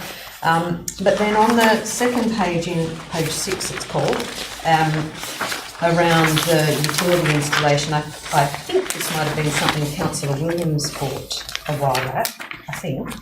But then over on the progress report it says all utility companies and contractors are required to letterbox affected residents prior to the commencement of any works. To my unfortunate experience on a couple of occasions, shopkeepers and residents sometimes get the letter of notification the day after or the day of. And I'm just wondering how much notice, is there a rule about how much notice we tell these utility companies they need to give residents? Because I think the day of and the day after is not good enough. For Mr. Creepers? Thank you.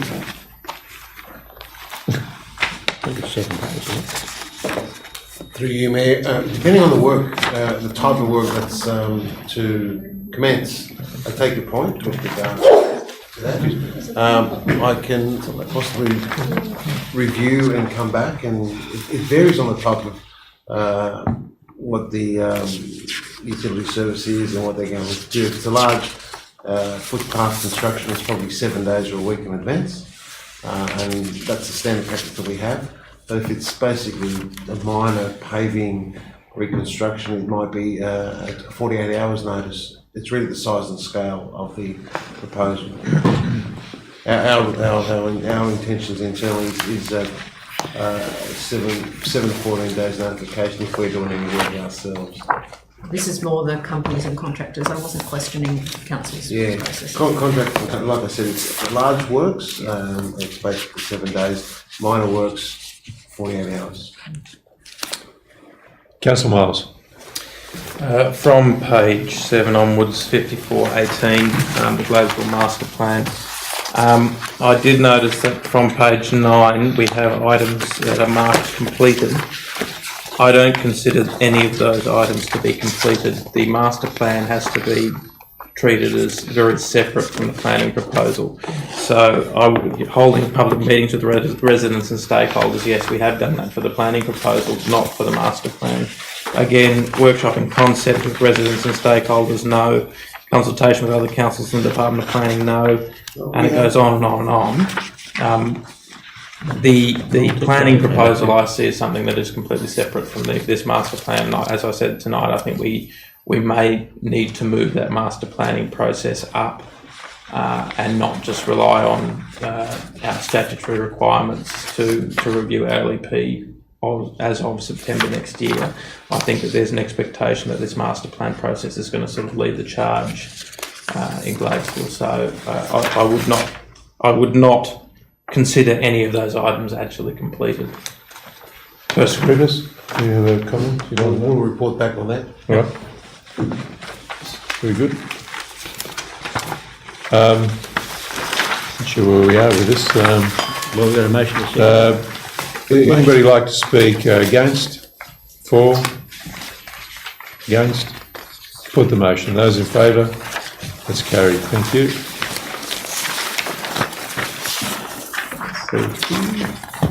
Just do it. 3? Yeah. 3, final review of delivery program and operational plan.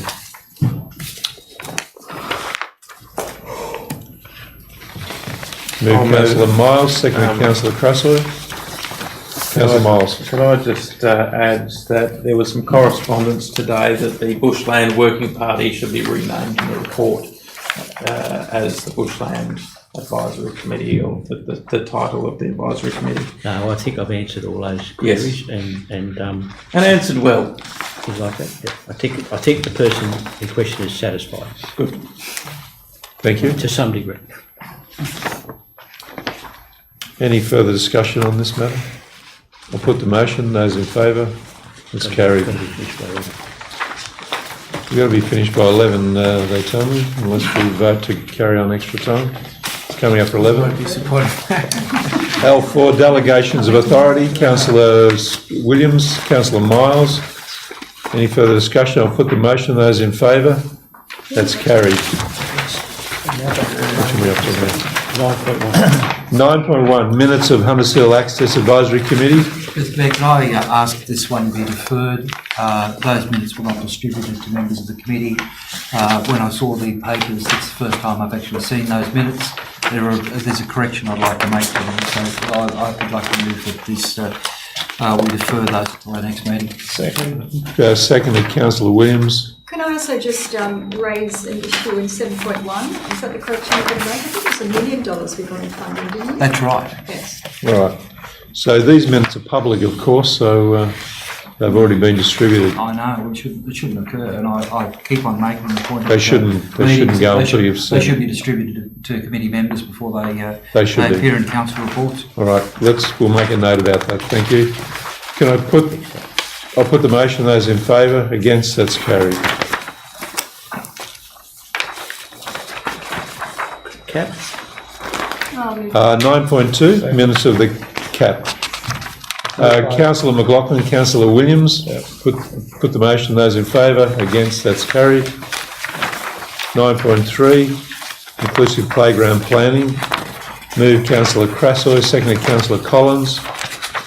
Any further discussion? All in favour? Against? That's carried. 9.4, report on councillors' briefings and workshops. Moved Councillor Miles, seconded Councillor McLaughlin. Councillor Williams, any comments? No, we've dealt with that report with the council. All right, thank you. I'll put the motion. Those in favour? Against? That's carried. 10.1, This is correspondence. There's the Stormwater Australia, the local planning panels and local government association. Move to receive and note. Thank you, Councillor Williams. Seconded Councillor Miles. All in favour? Against? That's carried. I think we're up to 12.1, is that correct? Meetings of various committees. Councillor Williams. Receive and note. Councillor Miles. All in favour? That's carried. What's on is the next thing there. Is there any further business? Is there any questions you have to be tabled, please? Thank you. Meeting closed at... I just remind you that next Monday night, we're having the Sydney Airport people come and talk to us about the master plan. And tomorrow night, we've got... Bonifon Road. Yep. And you would have seen the other one about calling in the Barons Crescent community for discussion with our lawyers with regard to 14 and 16 Barons Crescent. Meeting closed at 10:58. What day is that?